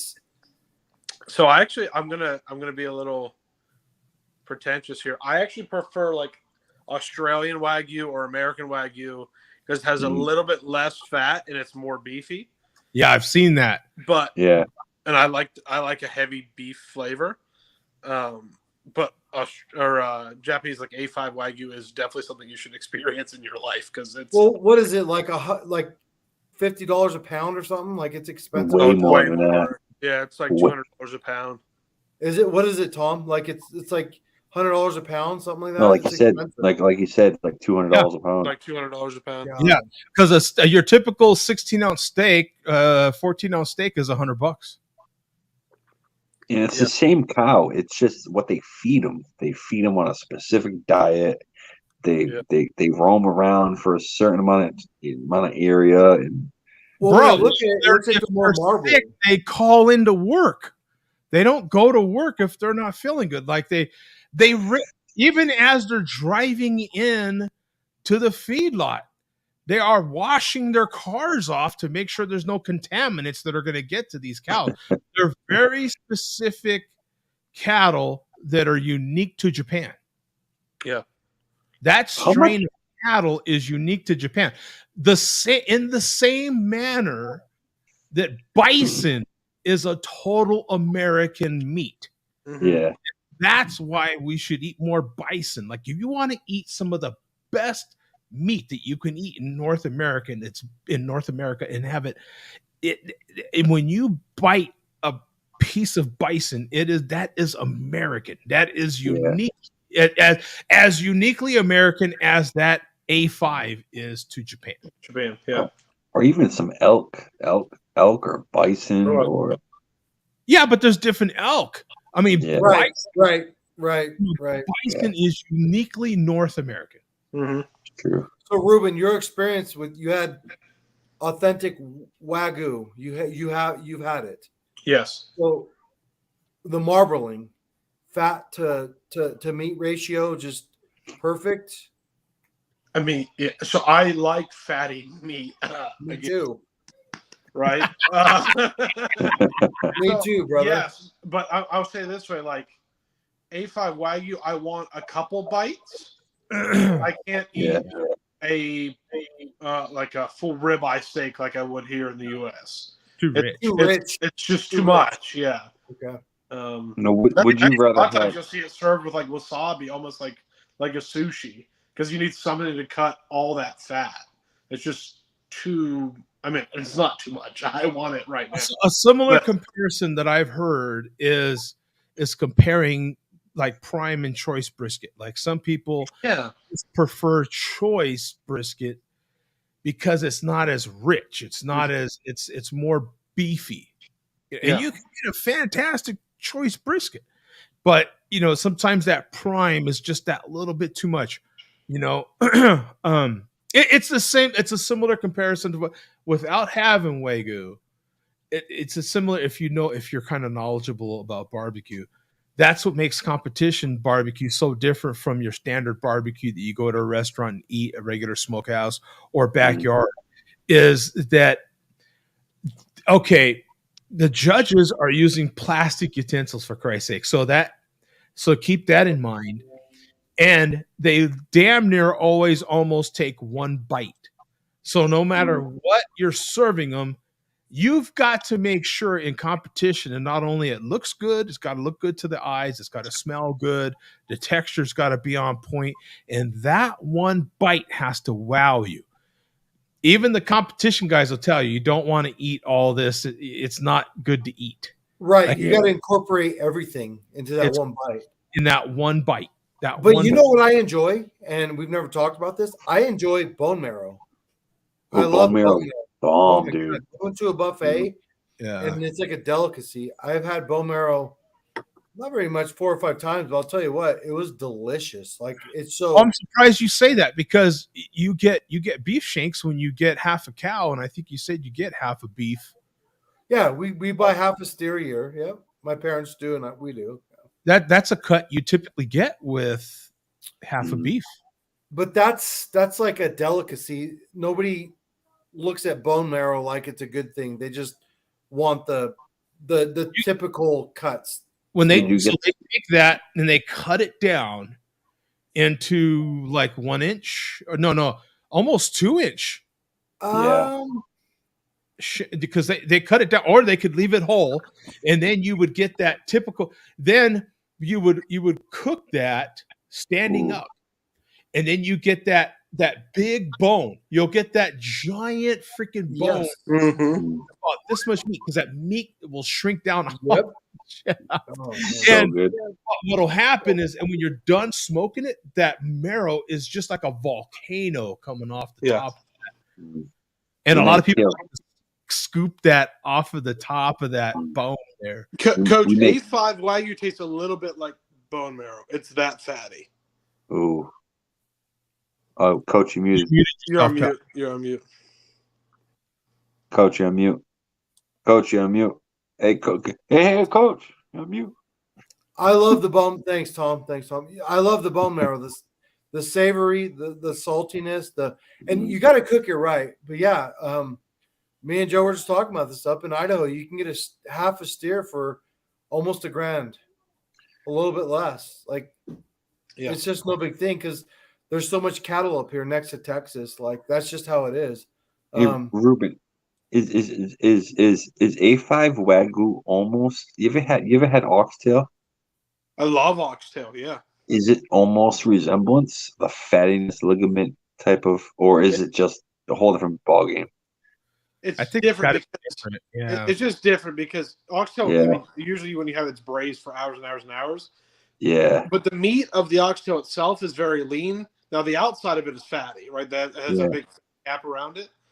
In Wagyu, it's like it's intermixed. So you know, the strands of beef. It's just like it's without like having fat and I've beef. seen it prepared and I've seen it butchered so much on video at this point. I mean, you can't. It's like touching butter. You know how if you were to It does. It melts from touch human butter, touch. it just the fat is so. You could take it right out of the fridge. It's cold. It's not going to be any cold, and it starts melting immediately. It The does. fat. And it's The very, human body temperature easy. melts. It's very easy to overcook, right? Like from what I've seen people cooking it, like if you can, there's like a thin line of overcooking. It's delicate. It's very delicate. Yeah, absolutely. Yeah. Well, think about the high fat content, like Joe was saying earlier about how important it is to sear your steak. Well, if your fat is flaming up that much, it's so hard to cook Wagyu. That's why a lot of times you see it like on a cast iron skillet, which I probably wouldn't do, but you see it that way because you're not getting those flames to overcook it. Mm. It cooks just as fast as fish, if you ask me. Yeah, right. Because when you put it on, when I see it, and it was funny because I was just watching a Japanese chef cook a A5 steak right before we started the show. That's how often I watch these damn videos. But you put it on there, and he was on a regular grill, and you could see it creep. I mean, he had just laid it down, and it was creeping up the sides immediately. Mm-hmm. You can see it browning immediately, and and you have to flip it and then take it off quick because that first 5 minutes or so it continues to cook. Yeah. While you're letting it rest. Yeah. I'd actually be afraid. I mean, it's super expensive, so I'm afraid to cook anything that expensive. But I would be very intimidated by cooking that at home. Yeah, hey, thank you, Nemo, for the. I can actually. I am at this point. If I wanted A5, I'd have it. You know what I'm saying? Yeah. My problem is for the price of a couple of good steaks, I could get a lot more meat than I'm going to get enjoyment out of, and I'm in the Reuben camp where I would rather have that beefiness. I am more into getting more bison. I want to play around with barbecuing more bison. I want to try that. I have not barbecued bison. I am fascinated by it at this point. The lean the leanness texture of it. You can tell someone's a little. You know what's great about it is about food is you can obsess over food just as much as we do beer, right? Like you think about your beer journey to tie it back to beer is we all love beer, and I don't think that it's too far a stretch to say that we love the whole process of beer. Mm-hmm. It ain't just necessarily getting drunk. It ain't about getting drunk. It's about I love knowing about how they grow the damn barley, for Christ's sake. Well, I guess I'm out of here because I thought that Is there any barley in bad Mickey? shit. Yeah. There you go, Coach. Hey, look at that. that's a Half different quart one. Mickey's. How old is that one? Holy crap. 70s. I Wow. I think all of us enjoy the whole process. Like, how do the farmers grow some of the ingredients? Where do they come from? How do they at what point do you harvest it? I enjoy the whole process of beer. And in the same way, I enjoy the whole process with barbecue. So I am now like researching wood. How do they grow these darn trees? Like what is the best point? Like when do they typically cut them down, and how dry should they typically be? What is true seasoning of wood? What's the best wood for this? Or, okay, how do they? How about learning the first and last name of your local butcher, your favorite butcher? That's right. That's important, Yeah. right? I don't get that crazy. I wouldn't have a singular source for buying my meat just yet. You know what I'm saying? Because I'm too focused on the best price.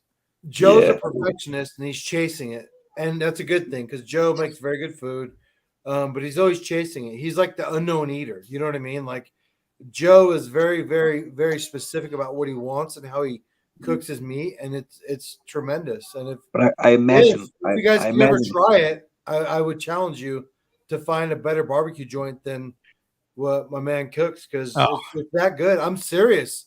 Joe is on. He dials it in, man. Like I'm not gonna kiss your ass, Joe, because it looks real good. It looks some of the stuff that you put out there does look real good though. Oh my God, he'll start. Oof. This guy will start at 6, 7 in the morning, and 6, 7 at night. He's just finishing. And you came out of nowhere. Sorry, Joe, to brag about you, but yeah, man. Joe came out of nowhere though, right? I remember Joe was saying for a long time, he's like, "Yeah, I used to cook meat, smoke meat, and stuff like that. I haven't done it in a long time." I remember you got yourself I forget what cooker you got, the master build, and you just the first from there on. It was just real one was the pallet grill. That was the first one. That's right. Yeah. The pit boss. No, the guy is in charge of our show, but the guy's got it dialed in. The guy is he's right there, man. He doesn't appreciate. He's Bob Ross. He doesn't appreciate his own art. Oh God, yeah, no, he doesn't appreciate his own art, and he just does it, Tom and Bum. Like he's dialed in. He's got it there, and he's always trying to find a different way and a better way. But it's like, yeah, Joe's making some happy little ribs. Like Bob right. Yes. Yeah. Well, thanks, guys. I'm not look. It's fun to learn the whole process, right? Is what I'm getting at. So, like right now, I've watched so many pigs and cattle and bison and deer and everything gets slaughtered on YouTube so much. At this point, I've watched a ton of it. You know what I'm saying? I like knowing where all the cuts come from on the animal. What's the preferred way to, what way do those animals like to eat? How do they function?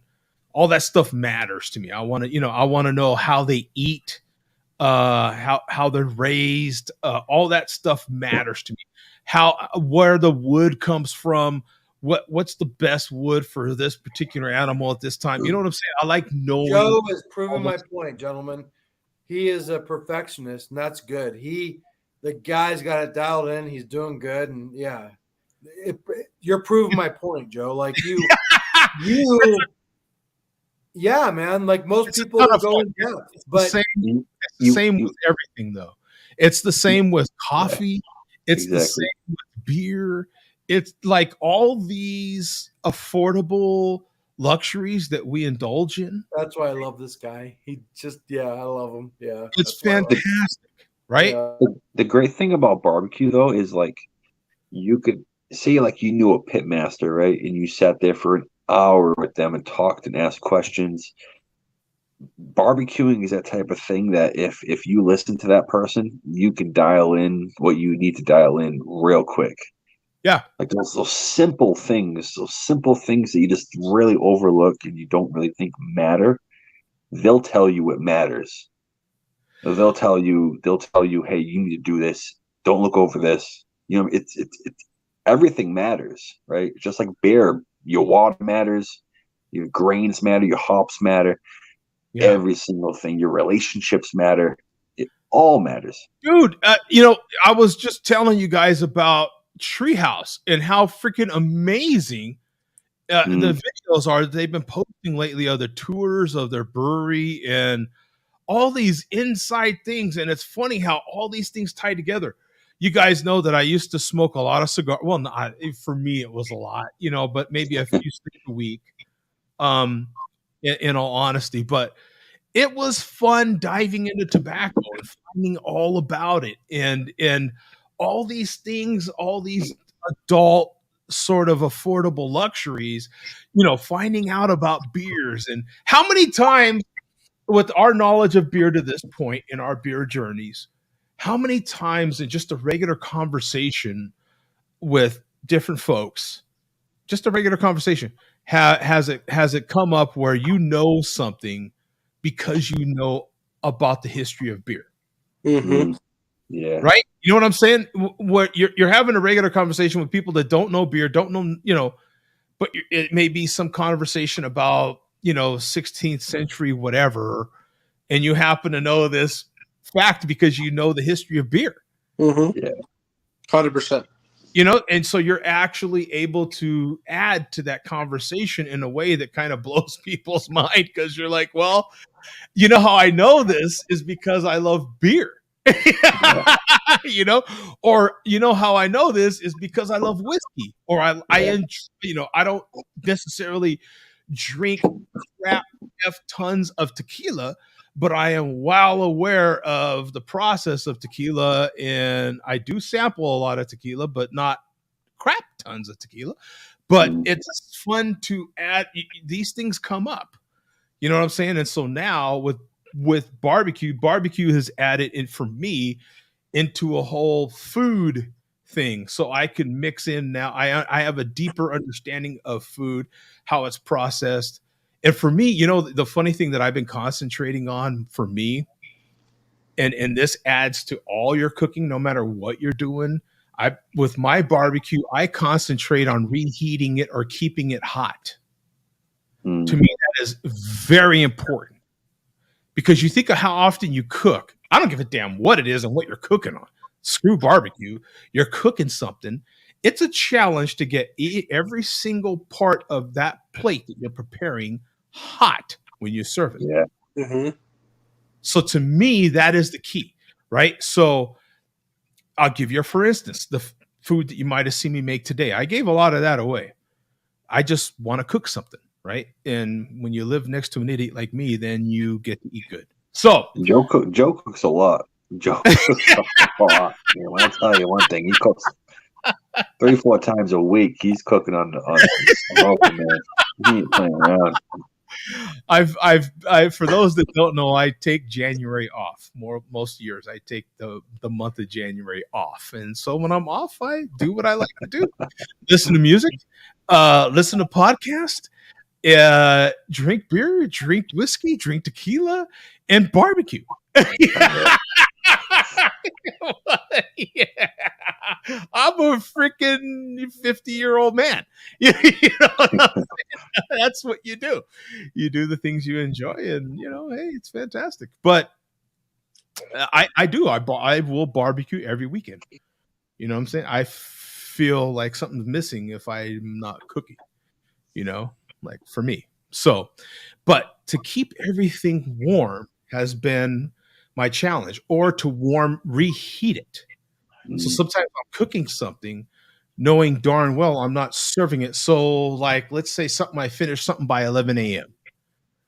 and I know I'm not serving it till dinner time. Let's say 5-6 p.m. I know exactly how to reheat that so that you don't know the damn difference that it didn't just come right off the grill, for example. And to me, that is key, because why? When you go to a restaurant, that's what they do, right? You go to a smokehouse, you go to a steak, they know how to keep food warm and then reheat it when you order it. So what is your process? See, brisket's done by 11, served by 5. So it depends on how long I have, right? So sometimes what you're doing, you can do it a few ways. So sometimes what I'm doing is under preparing something, because I know that I'm going to have to keep it in a warmer. So I sometimes will take my meats off if I'm smoking. I'll take them off just a hair before I know that where I want them to be, right? Just that smidge, kind of like al dente pasta. Yeah. You're taking it off just that little bit further than al dente, because you still want it to have that nice little firmness to the pasta. And so you're taking it off just a smidge ahead. and letting it rest. Let's say resting on a counter, whatever it may be. Let it completely come down in temperature, let's say 40 degrees, right? So if you had it at a 200, you're letting it come down to a 150, let's say. And then you're putting it in your warmer, your oven, if it'll go down to 150, putting it back in your oven and hot holding it till you're ready to serve. Huh. For some reason I never thought about that. Just the oven doesn't have to be 350 plus. It could be at 150, right? Just pop it in there. 140 is typically food safe. So you don't want to let your food get below 140 typically. Okay. You're serving it. So just keep that in mind. As long as you keep that in mind, 140 is food safe.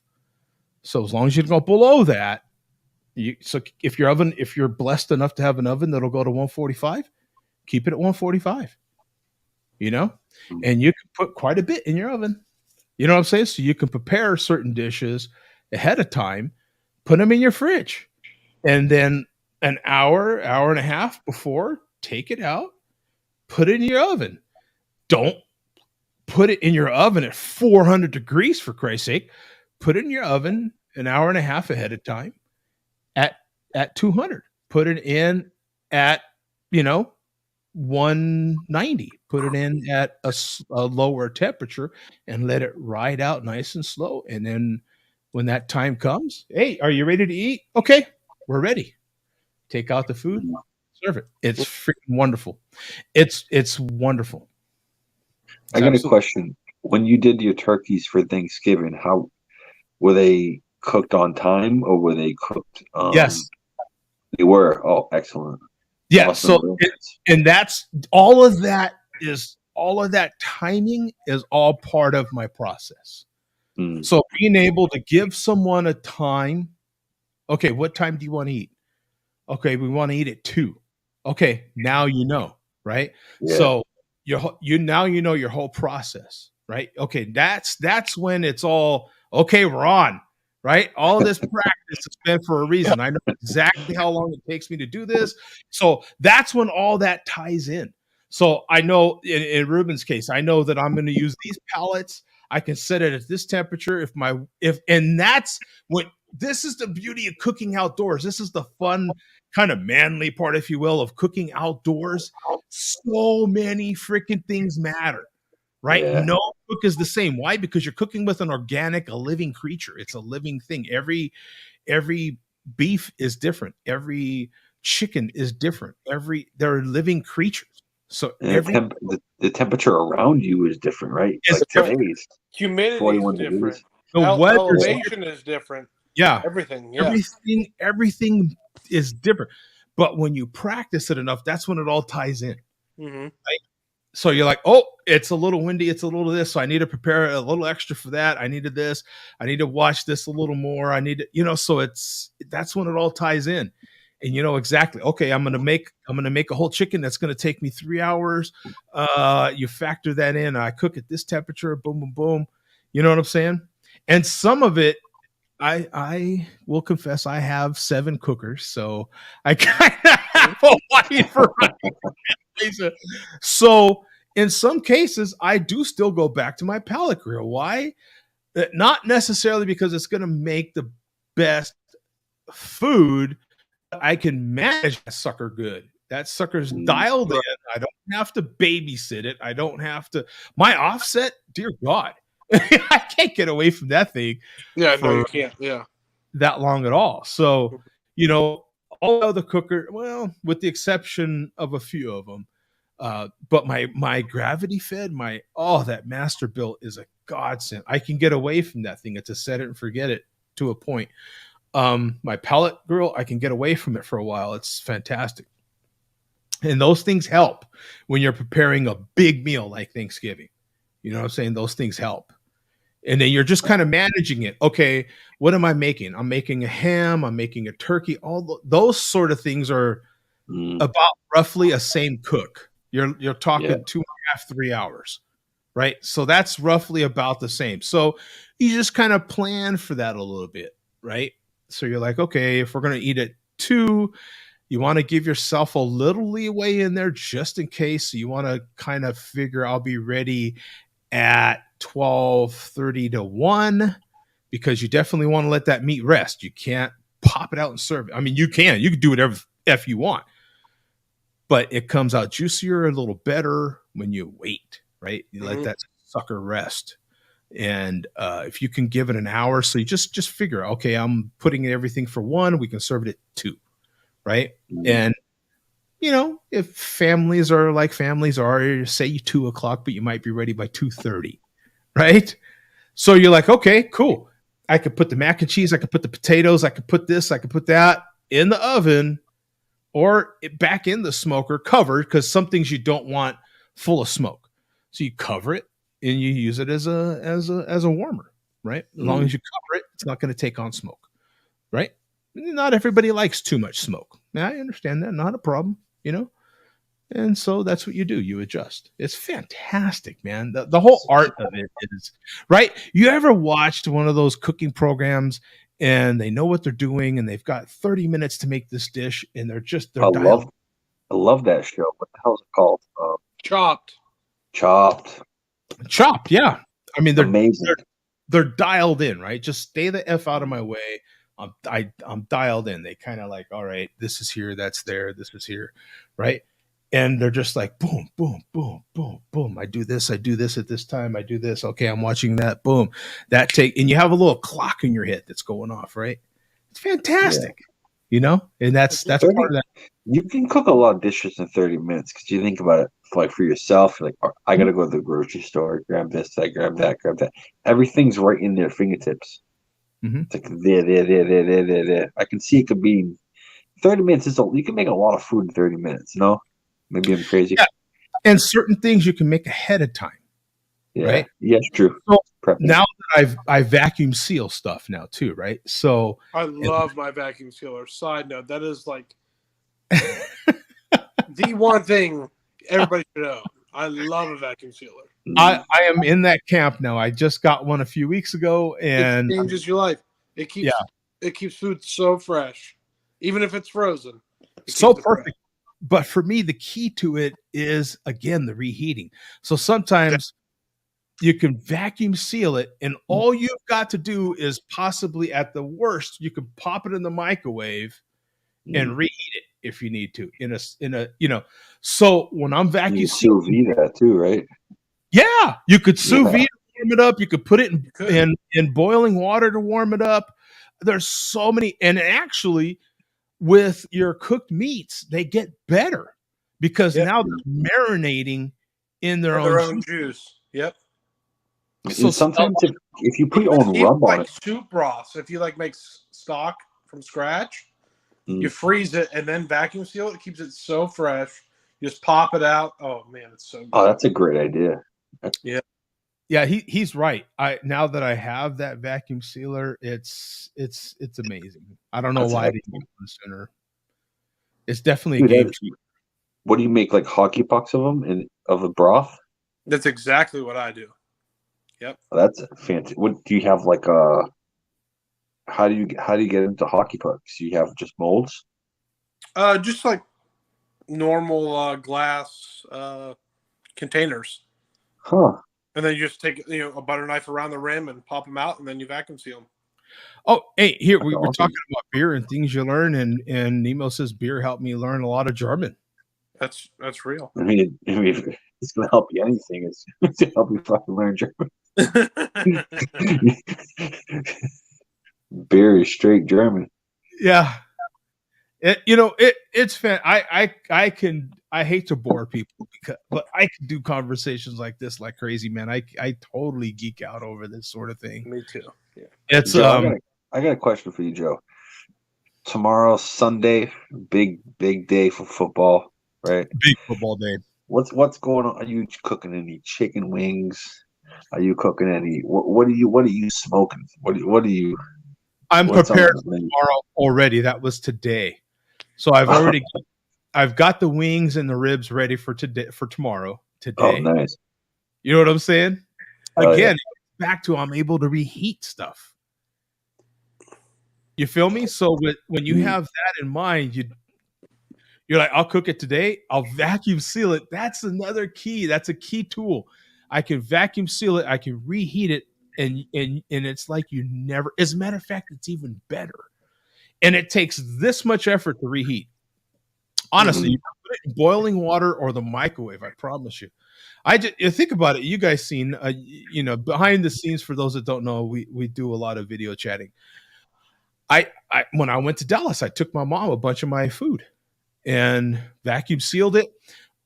When I vacuum seal, I have a scale and everything, and so I vacuum seal to portion size. Sometimes 2 times portion size. That way, typically you're feeling a little greedy, and so you at least you have, for me, 2 times portion size is a portion size. Yeah, I'm with you. But it works out really good for other people. So like I took a bunch of meat to my family, and my for those that don't know, my mom's in a home, so she's in a rehab facility, and so she's very limited on what she can keep there and all these sort of things. And so she does have a little fridge that I bought her with a little freezer. And so I took her some meat. I told you, put one in your freezer and then take the other one out, have one of the gals warm it up for you. And boom, now you've got home cooked food, home cooked barbecue. She's so effing thrilled. And it's the same. It's better. So she just takes her bread, and I took her some barbecue sauce, and she's having a brisket sandwich like I just made it. Exactly. It's fantastic. The juices are still in the bag. It's That's you know awesome. what I'm saying? So with that in mind, it's man, that he's right. The vacuum seal is a game changer. It's almost like she's smoking her own meat right there, right? She's right. Yeah. She's ready to go. Now that was a few weeks ago now. So when she reheats something there, they all come around asking her, man, what do you? But I mean, Joe's right though. Like, reheating's so important because if you want to be efficient in your smoke, like let's say you're going to fire up your smoker and you want to do a couple pork butts, then you can bring it home, not bring it home, you are at home, vacuum seal it, and then if you know how to reheat it properly, you have pork butts for the next 6 months, smoked, ready to go, or to take to parties or whatever, and it's so delicious and so easy. Right. It's so much easier to reheat. So some of the meats you see me make, I'm freezing, quite frankly, because I freezer meat. Yeah. And so it went from just raw meat being in my freezer to now cooked meat. And that's even better, right? So you're making your own frozen meals, and trust me, when you take out something that you prepared and you're not in the mood to cook, but you're like, oh yeah, I've got this. Oh man, and all you got to do is plop it in the microwave and reheat it. It's what I'm saying. Think about how many things you heat up in the microwave that are in a vacuum sealed bag. Yeah. It's like your own frozen. It's like going to the grocery store, getting something at the frozen section that's not healthy for you, but you make it yourself. It's healthy for you. It's sitting there. That's so convenient. That's super convenient. Even if you're making your own unhealthy foods, at least you know what. At least you know what you put in it. Right. Yeah, exactly. Yeah. You trim the fat. You know where it's sourced from. You didn't cover it in oil. You render all fat. Have our own unique taste. We have the things that we like. We like to salt things a different way. We like to spice things up at different levels. So it's your own personal frozen food. You know what I'm saying? It's I can't encourage you to do it anymore. I'm always talking about food prices, right? I'm always like, hey, so-and-so's having a sale. If you have this in your area, take advantage of it. They're having this, having that. You can absolutely take it. We froze, Tom. Because we have a vacuum sealer, I froze avocados. Have you? Hey, honestly, avocados, great idea. If you ever want to keep them longer and don't want to freeze them, expert idea. You squeeze some lemon juice on your avocados, and always leave the avocado side with the butt inside of it. Whatever they call the seed, leave the seed and eat the other side, and put lemon juice on the seed side. It'll stay for like a day and a half, 2 days. Oh no, but this is freezing avocados. It's a game changer, man. You take this avocado, you slice it like you always, put it in a vacuum sealer and seal it. That's it's avocado spoil quickly, so you're 100% right. But another one is fresh herbs. Like if you get fresh basil or chives or whatever, mint, whatever you get, you can vacuum seal it. They stay fresh forever. What do you mean if you just take the herbs and just vacuum seal it? And you don't even have to freeze those. Is that what you're? I mean, I will freeze most of them, but you wouldn't have to. At that point, because you're taking oxidization like gone, right? You took all of the oxygen out of them. So there's something that you can vacuum seal, and you don't even need. It doesn't need refrigeration. It's just a matter of you took all the air out, so it's not going to oxidize. Yes, it's kind of like canning. Like kind of. Yeah, that's a good point. Yeah, put them in there and suck the air out of it. You hear it pop. Boop. My mom used to do that. She'd make jams and stuff, and I'd hear the mason jars pop, and you can hear it popping from the inside. You just know that it's preserved. That's crazy. Yeah, it's crazy how it works. It is. It's fantastic. I take, when the ribs are on sale, I will go and buy the limit. I will, if I can buy 10 of them, I'm buying 10 racks. And then, like Ruben said, if you want to be super efficient, you just take a day, make all that. You don't have to make 10 racks, but I'm just saying, make as many as you're comfortable with, and then you can vacuum seal that, freeze it, and then you've got your own frozen food that know what it is. Now I bought that meat grinder. I'm up in my game by a MFer, man. Let me tell you, I'll be making sausage. I just got a meat grinder and just like homemade ground chicken, right? Like it's a fraction of the cost, and it tastes better. There's no fat in it. You trim it. I don't know. I mean, I'm preaching to the choir here, but that sounds pretty awesome. To grind your own meat is so nice. Yeah, and for me, it's a matter of like with as much as I barbecue, that's kind of the next step was I had to get a meat grinder because I have so many trimmings all the time. Mm-hmm. Right? Yeah. You only have so much tallow and stuff. I totally. So, Ruben, what's your go-to grind? If you have on the day-to-day, what's your go-to grind?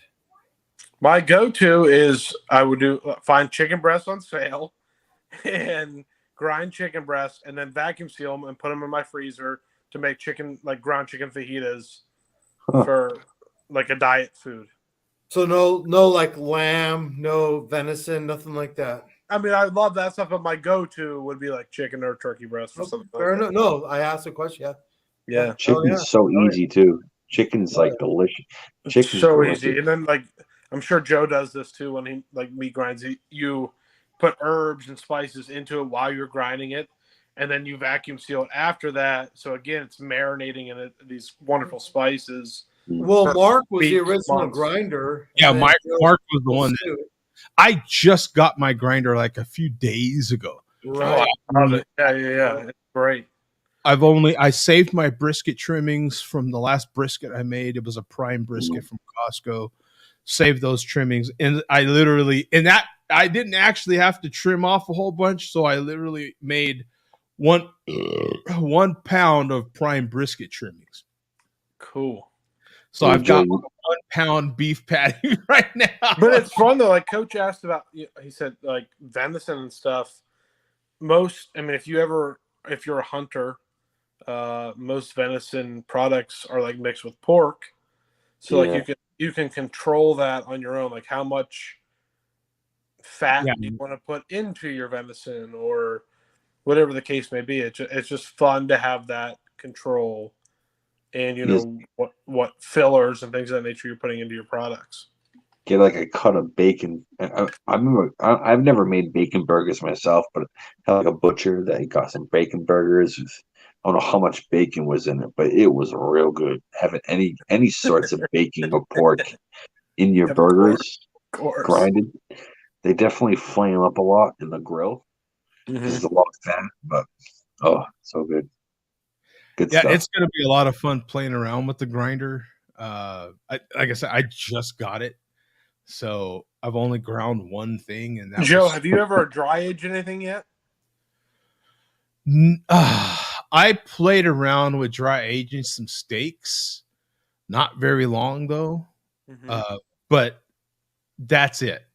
And that was a long time ago now. It's already been, a handful of years ago. You gotta have a spot that can maintain a temperature, though, right? Like if you get like bags, you can do it in your fridge. Actually, I did mine in the fridge, but once you do that, you're committed to that space in your fridge for at least a month. Yeah. But so that's why I asked when you said the trimmings. Like, if I've only done it twice, but it'd be fun to put trimmings into the meat grinder. Do a dry age with fresh beef trimmings, burgers, or whatever. I don't know. It'd be kind of fun to experiment with that. Yeah, I'm not that far along yet. I love sausage, and so I am looking forward to the one that I got came with a ton of different size sausage stuffers, if you will. And so I am looking forward to making my own breakfast sausage, my own chorizo, my own own bologna. I want to make my own lunch meats. Just won an auction on a slicer, so I'm looking fun. Those are awesome. To making my own lunch. I want to make my own freaking turkey breast sandwich. I want to make my own roast beef. I want to make my own bologna. I like bologna, but I want to make it. Joe, the way that you said it, you just want to auction on your own slices. We never see you again. It's the last show you ever going to appear. I'm out of here. I want my auction on my slicer. I'm out of here. I'm a slicer man. The new Cass Deli. Yeah, drop the mic. I'm out. I'm out. That's it. Never see you ever again. Yeah, mic drop. I'm out. Bye. Yeah. That's fun. It's once we get the slicer, oh my God, that's to me that's the full circle. Now I can make everything. If I want to make a good fresh, I've not done this, so to have a truly fresh roast beef, I can make my. I do know how to make pastrami, but I've not done it because I don't have everything. Yeah, do a smoked pastrami. Yeah, that's just I can make a good pastrami. Now, I am more in the LA pastrami camp than I am an East Coast pastrami. I've had really good all pastramis, but I definitely prefer an LA pastrami over a. So anyway, if you don't know what they are, just Google them, YouTube the difference. But I am looking forward to just making pastrami, having a good roast beef. God, oh my God, knows I love a good effing bloody roast beef sandwich. Well, don't stop flirting with me, Joe. Come on. Fucking roast beef sandwich. I'll tear down a goddamn roast beef sandwich, right? Who don't love a good Italian beef sandwich, bro? Italian. I know an Italian. What's the Italian beef? What's the beef side of the Italian? Oh, you get the peppers. Oh yeah, there's banana peppers in it with like the oregano. Oh yeah. Also, a regular Italian, because I've had when I used to work at Gordon's and I was a helper. We used to go into the middle, Little Italy in Boston. I got a cold cut Italian. They put like the olive oil and the vinegar. They put all the fucking peppers, and it was it. I'm telling you, Joe. Yeah. You would have seen this goddamn thing. You would have. I'm telling you, it was real good. And there's many varieties of an Italian beef sandwich. We'll look at pictures of some. Yeah, but Joe, when the Italian's yelling at you and making you a sandwich, it's a whole different ballgame. That's true. true. No, you're 1,000. And you know what? You know what? Honestly, the bread effing matters, Oh right? my goodness, yeah. The bread 1,000% matters. Like you know. That's like So the water for beer, right? yeah, Bread. Right, yeah. but yeah, to be able to make my own would be, my own lunch meat, my own turkey breast. At this point, I can cook a decent bird. The things that I am confident are my poultry for sure. I can make darn good turkey and chicken. I can that skin will be super crispy. I mean, just so much juice. And that's without brining. I'm not a big brine guy. I'm not an injection. I don't inject. I'm not an injection guy either. Some people have to inject everything. To me, that is like steroids. I'm more of I consider myself more of a natural cook, if you will. I don't inject anything. And you're not really a dry rub guy either, right? I do. You do. All right. Absolutely. I season. Yeah, I will season heavily in some cases, but with turkeys or chickens, I like to keep it lighter, and let just the process and the meat do the work. You know what I'm saying? Let the meat talk for itself. Yeah. So, I'm definitely looking to get in the slicer. For me, that is a game changer. Being able to slice my onions super thin. Oh man. You know what I'm saying? Have it uniform and super thin onion on fresh roast beef. What's that movie? Slicing your beef with like homemade beef jerky or whatever. Whatever, right? Totally uniform. No. Yeah, definitely looking forward to getting a slicer. Just like I was looking forward to getting a meat grinder. The slicer also gets you more, just like the meat grinder. It gets you more out of your meat, right? Yeah. Mm-hmm. You get a slicer. It can slice really thin. Mm-hmm. You can get more sandwiches. You can get sky's the limit. You can adjust it absolutely, paper thin, or you can go. You know what I mean? Yeah. Yeah. Hell yeah. Millimeters. It's amazing. You have a slicer? No. I've been around slicers. I've been around slicers in my day. I mean, the thing about a slicer is it's not just the meats. You know what I'm saying? It's the cheeses, it's the veggies, it's the whole thing. Mm-hmm. What are they on Amazon? An industrial slicer. What are we looking at? You can buy one for about $120 for $100 for an That's industrial. fair. That's fair. Mm-hmm. You can get cheaper slicers, but they're not going to be like commercial slicers. No, you want the stainless steel. You want that one that will get you really close. A 7-inch slicer that is stainless steel for just over $100. Yeah, you can do that. Sure.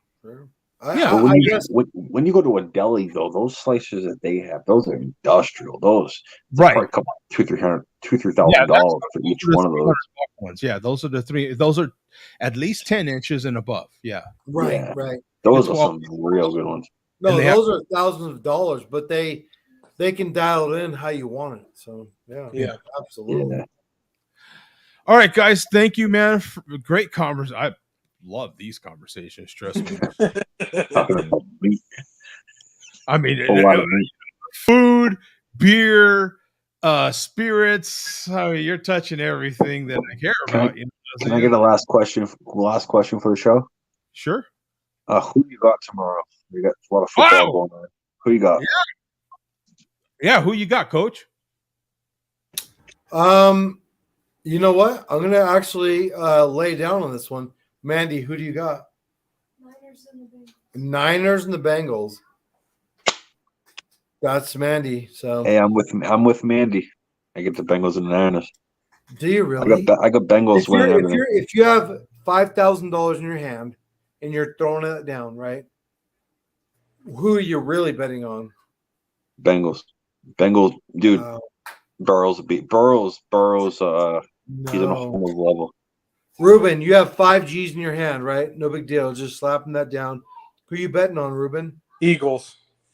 See, my man, Mandy says something different. I'm with Ruben, Coach. the Eagles. Joe, please go. Coach, the way that Burrow lost the Super Bowl last year was the most gangster way I've ever seen someone lost the Super Bowl. He did so well. He's gonna come back this year and light it up. Joe, can you go back to comment? Or Sorry. James Montana's right. Eagles and Chiefs, and then the guy before called it. Yeah, it's. Listen, Tom, I don't think you're totally wrong, but you are wrong, my friend. Dude, since Burrow's not It is. Mandy is betting on the Niners, and that's good. Like, she's been right though. So if nobody knows, me and Tom play fantasy football. Tom absolutely kicked my ass. Tom actually did his research and like did good. But if I had to bet, if I had $1,000 cash right now, $5,000 throwing it down, it's the Eagles. Absolutely, dude. He gets hurt too much. A quarterback gets hurt too much, and then Mahomes is hurt. I agree. Dude, you're not wrong, but when he's healthy, he's on point, my man. Cincinnati, man. Burrow. I can't see, dude. Burrow's a boss. Telling you right now. Joe. Let's ask Joe. Let's ask the host. This is the Joe D show. Let's ask Joe. This is the Joe D show. I've got the away teams. I have both away teams. See, Joe plays it safe. That's okay. Both Who are the away teams? Why? Just because San Francisco and the Bengals. Hell, hey, high five. Hey, ear high five. Boom. Ruben, tell me it's not the Eagles. Or the Natty winning the Super Bowl. Eagles, brother. Just been studs. I don't know. Dude. We'll see. Dude, I'm telling you right now, the Cincinnati Bengals, Super Bowl winners. Not yet. Big bada bing bada boom. We're gonna get together with the whole crew tomorrow, and I'll send you guys Marcos, and I'll harass Ruben. But yeah, man, it's my cousin Mickey in the back just told me. That's right. That's right. No, I do. I like both away teams. Both away teams, I think, are strong, man. Yeah, they're going to be just a little. It's going to be a fun 49ers are really good, but Christian McCaffrey, Brock Purdy, he's a new up and coming quarterback. Mm-hmm. And then you got the Cincinnati Bengals, dude. I think the Bengals defense is going to be a little bit too much for the Chiefs. Mm-hmm. They've already beat them twice. I think I think they're just going to be a little bit too much. And with Mahomes not being as mobile, that's now what's his name? Kelsey is still a stud. Yeah. So he's still a badass. He's going to get his. You got Juju Smith in there. Yeah, but the Bengals have a lot of damn weapons. Now, I think the key to that game, and to me, the game that I really am interested in is that AFC game. I think that the key to that game is with the Chiefs' defense. Can the Chiefs' defense hold back the Bengals? Because the Bengals come out firing, son. They come out, they're explosive. They are on a mission. They're hungry. The Chiefs kind of come out, they're lackadaisical. They're studs, man. They're studs, but they've kind of been there and done that. We got to give Joe credit because last year his fucking Rams ran through the whole NFL. His Rams just killed it. But you know what?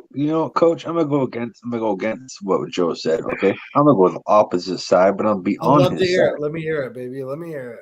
We got the offensive line for the Kansas City Chiefs. Now we got a Patrick Mahomes that's hurt, can't be running very much. He needs to stay in the pocket. We need an offensive line that's going to be able to keep in the pocket because Mahomes has an arm that can really release.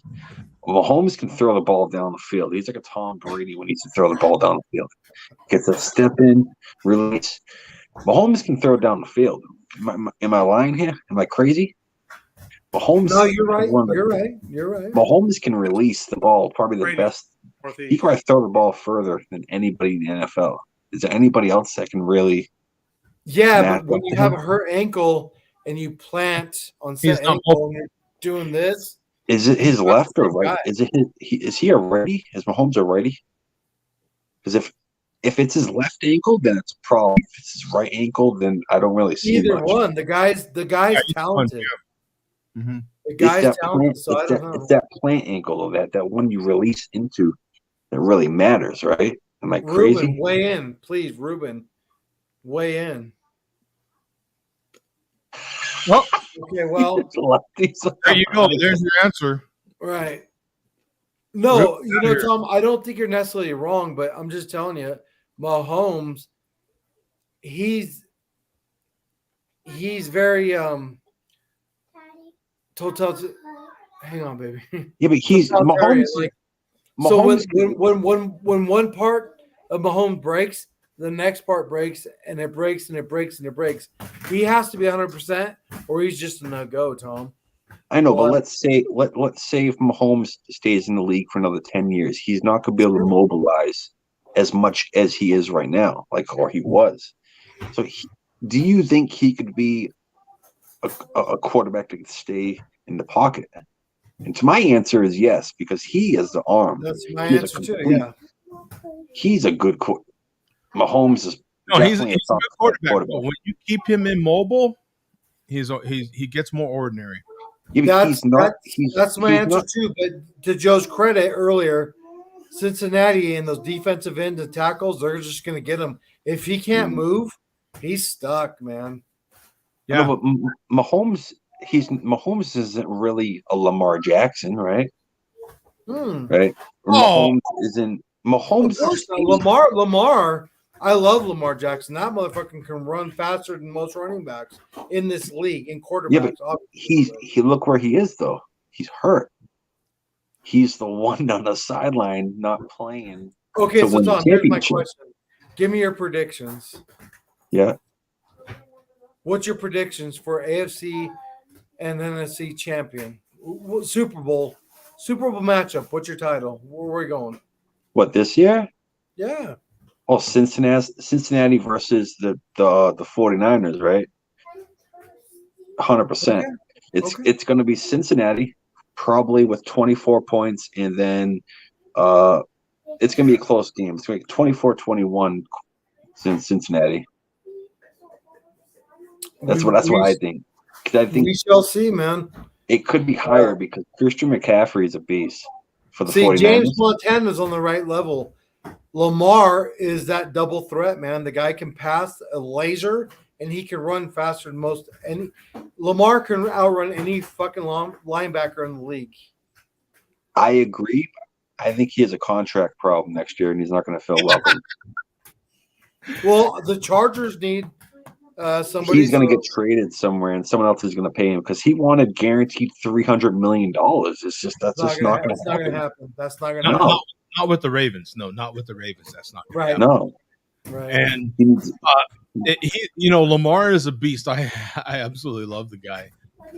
The problem with Lamar is that he's banged up now, man. He's got some miles on him, and he's been proven to get hurt now at this point. And sooner or later, those running guys, those scrambling guys, get hurt. Yeah, he needs to learn to be more of a pocket guy. A little, right? If he was like 20% more pocket guy, he'd be perfect. Lamar is that type of quarterback that could be a pocket quarterback. Yeah, he just knows how to do it. Mahomes could be as well, but Mahomes has a different style, and he definitely counts on scrambling. He doesn't necessarily need to run downfield like Lamar, but he's more of a scrambler, more of like a Brett Favre or something like that. Like he needs to scramble around and do those wild throws and he definitely gets himself out of situations. Absolutely, out of situations. Absolutely, he's kind of like a Tua almost, right? Tua kind of like that same kind of. It's not really they're running downfield more often, but they're more escaping what they could be tackled by for a sack, right? I tell you, Tua is more of a Josh Allen. Sorry, Joe. Tua is more of a Josh Allen. The guy, Allen's a beast, dude. Tua can truck people. He's that big. He's Josh Allen. He's Tua.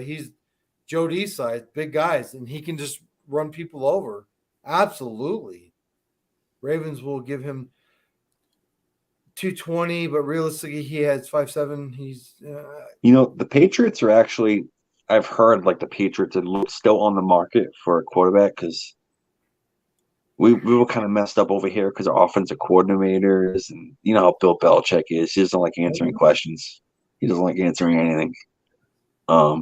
So we didn't know until who was calling the plays until like week 6, week 7. Right. It was ridiculous. But we have Bill O'Brien come back. And he was, I forget what years he was with us. We won a couple Super Bowls with him, calling offensive plays, but we'll see what happens. Yeah, we'll see what that part will be interesting to see what happens next year with the Patriots. I like keeping an eye on the Patriots for sure. Because if you don't know, Bill Belichick is pretty close to I forget who his name is, to winning the most NFL games in history. Lombardi? No, it's not Lombardi. It's the one that coached the Dolphins. Shit! You already know the name, Joe. Come on, you already know the name. Yeah, Shula. Shula. Yeah, Shula has. She's like about. I think Belichick is about 20 games away from Shula. Huh. So if he keeps going on the same pace as he is right now, it's another 2 years. The unfortunate thing about Bill Belichick, 3 years of losing season. He's not Bill Belichick without Tom Brady. Tom Brady made that guy. Like I'm not a Tom Brady fan, but he is the GOAT. Mm. Like I grew up in the Montana, Steve Young era. You know what I mean? Don Shula had that undefeated season just like Bill Belichick did, but Don Shula won the Super Bowl, right? That year. Finished it.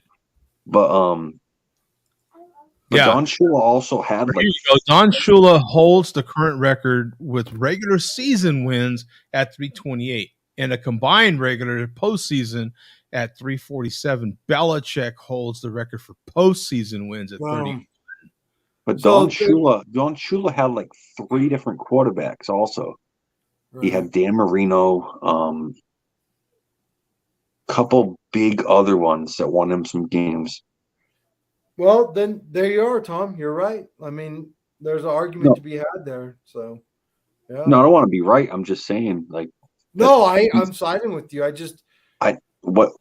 like from the New England side is like, are we going to have 2 or 3 more years of just shitty season just for him to win his? Joe Flacco is elite. Get out of here already. It's like he won a Super Bowl. Remember Doug Flutie and his cereal? Doug Flutie Flakes. Same thing, yeah. I would argue that the Ravens defense won that World Series. Oh my goodness, yeah. I mean, oh my goodness. Not the World Series, dear God. The Ravens, Super Bowl, yeah. 100%. Flacco, he was good though for like 3-4. He was like an Eli Manning for like 3-4 games. Flacco interests me. He's an interesting character, man. Like I don't think if he had a different ambiance, he would have never won. Absolutely not. You know. Well, he had Ray Lewis and a great Ed Reed and a great defense that could. That's what I'm saying. The guy was just surrounded by greatness. So yeah, I mean that's how it is, though, right? To win an NBA championship, an NFL championship, yeah, that you're not just surrounded by one person. You're gonna have all coming. I grew up in San Diego, the '94 Chargers versus the Steelers AFC game, and then they went to the Super Bowl against the San Francisco 49ers. Rodney Harrison, Junior Seau, Rodney Humphreys, like that whole, I mean, it sucks, dude. It really sucks. Yeah, that was the California Super Bowl, and they got ran. Yeah. Joe's absolutely right.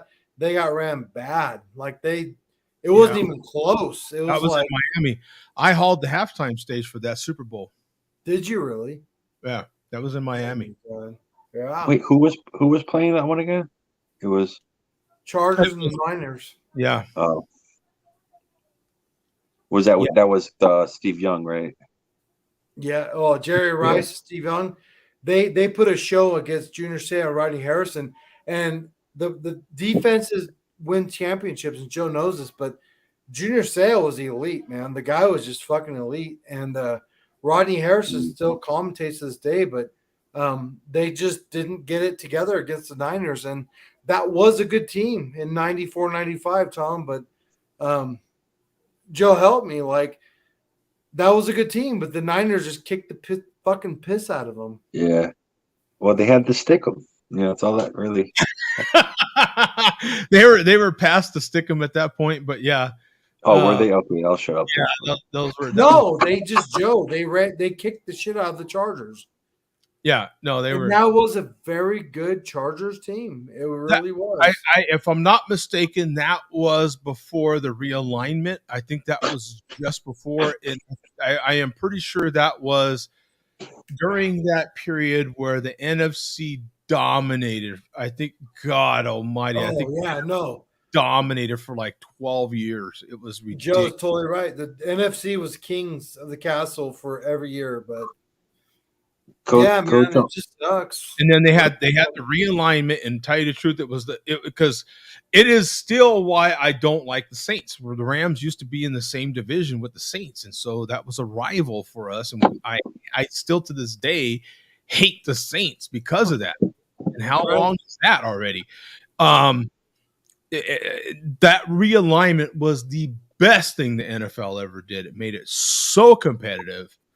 You never know who's going to win in the NFL.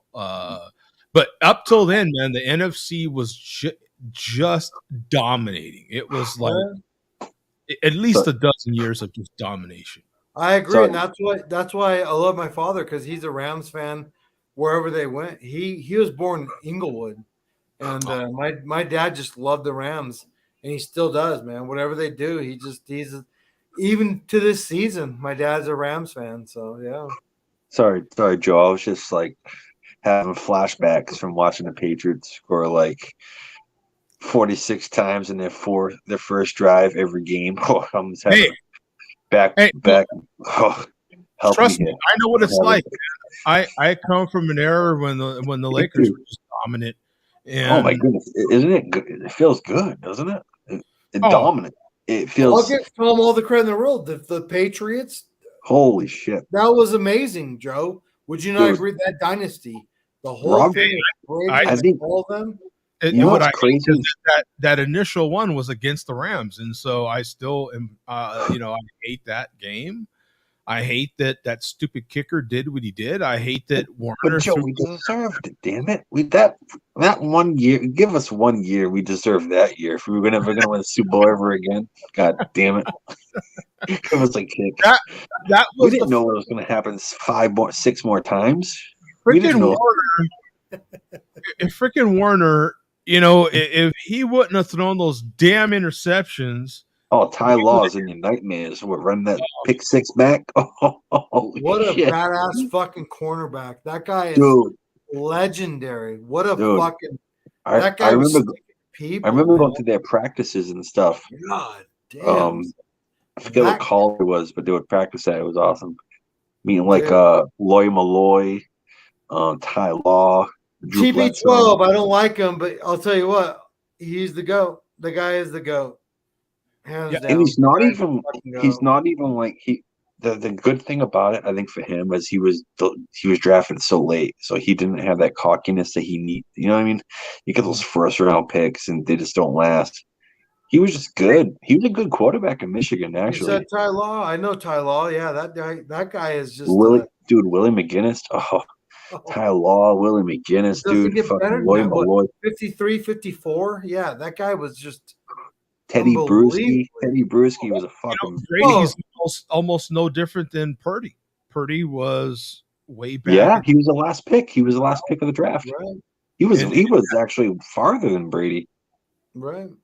So Brady has that same chip on his shoulder even now. When you're drafted that hard. I mean, everybody passes you up 6 times, for Christ's sake. I mean, yeah.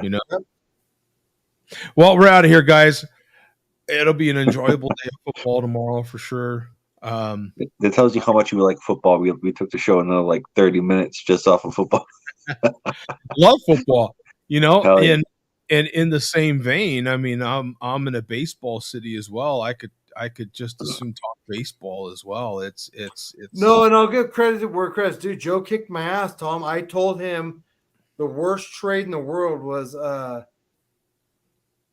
Rams quarterback for Stafford, and it's Jared Goff. And I told Joe, I was like, that's the worst trade in the world. And then they win the Super Bowl. So Joe absolutely was right. And I told Joe, you're so wrong. There's no way. And Joe's like, no, trust me, we're going to do it. And they did it. Dude, Stafford was really good for Detroit, dude. He was real good. He's still good. But, Joe kicked my ass on that one. I told Joe, you're wrong. And Joe's like, no, you're wrong, coach. I was like, no, Joe, you're wrong. And Joe won 1,000%. And I was like, fuck me. Yeah, see, Joe, even though you didn't make the playoffs this year and the Rams didn't really do that good. Remember a year ago, Joe, when they won the Super Bowl? That's all that matters. Yeah. That's all that matters. I'd rather have the Super Bowl and a losing season this year. I mean, at least we did it last year. It was a fantastic feeling. Hell yeah. I'd take that every couple of years, dude. And as long as McVay is coming back, we have another shot. As long as McVay is there. This year there was so many effing injuries, man. All our studs were injured. Everybody was hurt. We get all those studs back healthy. We get McVay back. We're picking up a few more cats now. And they still have Aaron Donald. Don't forget about Aaron Donald, the man. For now, he has to make a decision. We'll see. But, I can't count chickens until they're hatched. But for now. I'll be honest with you, Joe. I can stay here for another 2 hours and talk about football. I'll be honest with you. I know you want to get off the show and everything, but Sean McVay, the way that he can relay plays, it's fucking incredible. Oh, okay. He is freaking amazing. I freaking love that guy for a coach. He's amazing. Oh my God. Like the way they tell him simply they're in an interview and like, all right, play 3:41 left in the second quarter. You're at the 10-yard line, the red zone, and what happens? And he'll just tell you what the defense's lineup was. He'll tell you what the offense was. He'll tell you everything. I just find it incredible. He's a total football nerd. The thing about it, and the team that I find shocking was Washington. Washington was that team that I found like, what the hell? They're making a serious run here at the end, right? Yeah. The Lions, too. The Lions did really well. I remember in the beginning when the Lions were just getting trampled. Well, and then Jared Goff actually did. He pulled up. He did real well when he needed to. Yeah. When he needed to in the last, 7 games of the season. Sometimes you don't know the first 6 to 7 games because look at this 40 ounce. Does 40 ounce seriously want a link? I'll send him a link if he wants a link. He wants to talk about football. He heard about football. He's like, he wants to talk. I personally love football. I love talking about sports. I like talking about. I mean, like I said, I'm in a baseball city, so. Half the majors are about to be here in a few weeks. I know the Red Sox made a couple signings. The Super Bowl is coming here. There's events about to start here pretty soon. And then I think the pitchers and catchers have to report the next week after the Super Bowl. It's happening. It's coming soon. Half the majors will be here at the end of February. You know what I'm saying? So this is if you want to see a lot of baseball, you gotta come to Arizona or Florida, right? I can just imagine the people out there with the weather. You said it was 41 degrees today. Yeah, people have their coats on. They double socks and it's been getting down to freezing. We're expecting another 32 degree morning. Yeah. Wow. Yeah. That's rough. I think this morning was 41 degrees with a high of 51. A little breezy.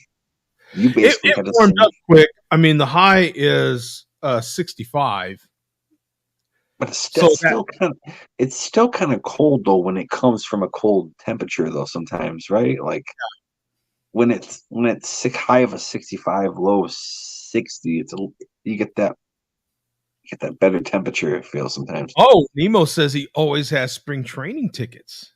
I did not. Wow, that is valuable. That's something good to know. Is that in Peoria, Joe? That's in Peoria, right? They're all over, man. Oh, okay. Yeah, there's a lot of stadiums here. Yeah. Okay. There is one in Peoria, but there's the Padres and Mariners share a stadium in Peoria. I'm pretty sure.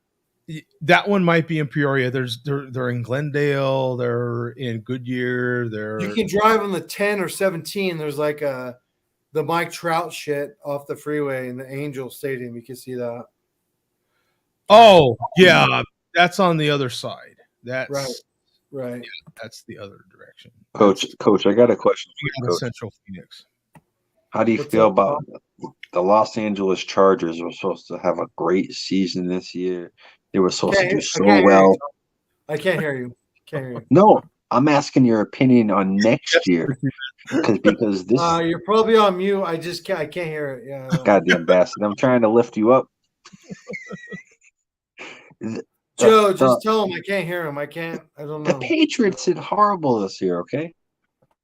The Chargers didn't do very well. The Rams didn't do very well. We're all not in the playoffs. We're a bunch of assholes. All right. How do you feel next year for the Chargers? What should they do different? I know they fired somebody and they hired a new offensive coordinator, I think. I think the Chargers are they have a good team. Good quarterback, good running back. Needs to figure it out better. You can't be up 27-0 and lose the game. I mean, there's a high school team out of California that could beat the fucking Chargers right now. I mean, I just think the Chargers need to figure it out. I don't know. I just don't know, Tom. I've been there. Well, they had it, but they just kind of they shit the brick. Yeah, man. So to answer your question, I don't know. I don't know, my brother. Do you have they fired somebody, right? Well, the Chargers were rumored to be in the hunt possibly for Sean Payton, right? That was the big. Yes. Oh, we'll see where Brady goes first, right? Well, okay. Here's the thing with Brady, right? Brady is rumored to still be going to Miami, right? There's a lot of things in play with him for Miami. They say he's now that Purdy is working out. Is San Francisco really willing to sacrifice one more year, put Purdy down? No, I don't think so. They have two quarterbacks, Garoppolo and Purdy. They paid too much money into Trey Lance. Them to the Super Bowl. If they win this game tomorrow and they get to the Super Bowl, Purdy's the guy. Purdy is their guy, and I don't blame him. I'll be honest with you, that makes Garoppolo even more valuable because Garoppolo can go somewhere else for a first-round pick. Well, what happens to Trey Lance? Trey Lance is their starting. Well, then you got two. You have two people that you can maybe move on with. If you got Purdy as a real quarterback, 75% of your goals in a quarterback in Trey Lance, and he's injured and doesn't produce, and then you Garoppolo, and then this kid Purdy. Everyone's on the Purdy train, man. That's three good quarterbacks. It's so weird. It's so weird. The Chargers fired their coach, didn't they? Yeah, that's what I thought. They need to. Not yet. They haven't. Nope. They did. They did something. I remember them firing somebody, or somebody got hired, or something. Yeah, was it the coordinator or somebody? Right. I think it's offensive coordinator. They haven't fired anyone yet, as of I know of. But an offensive coordinator, they need a good offensive coordinator. That's if they didn't do it yet, they come on. You got Austin Eckler. You got I forget the name of the quarterback. You have good. I forget the name of the wide receivers. They're not really in my brain right now. But you got Allen, Williams, the talent in San Diego or LA Chargers, and Herbert, and And how is the offensive line? Is it not that great?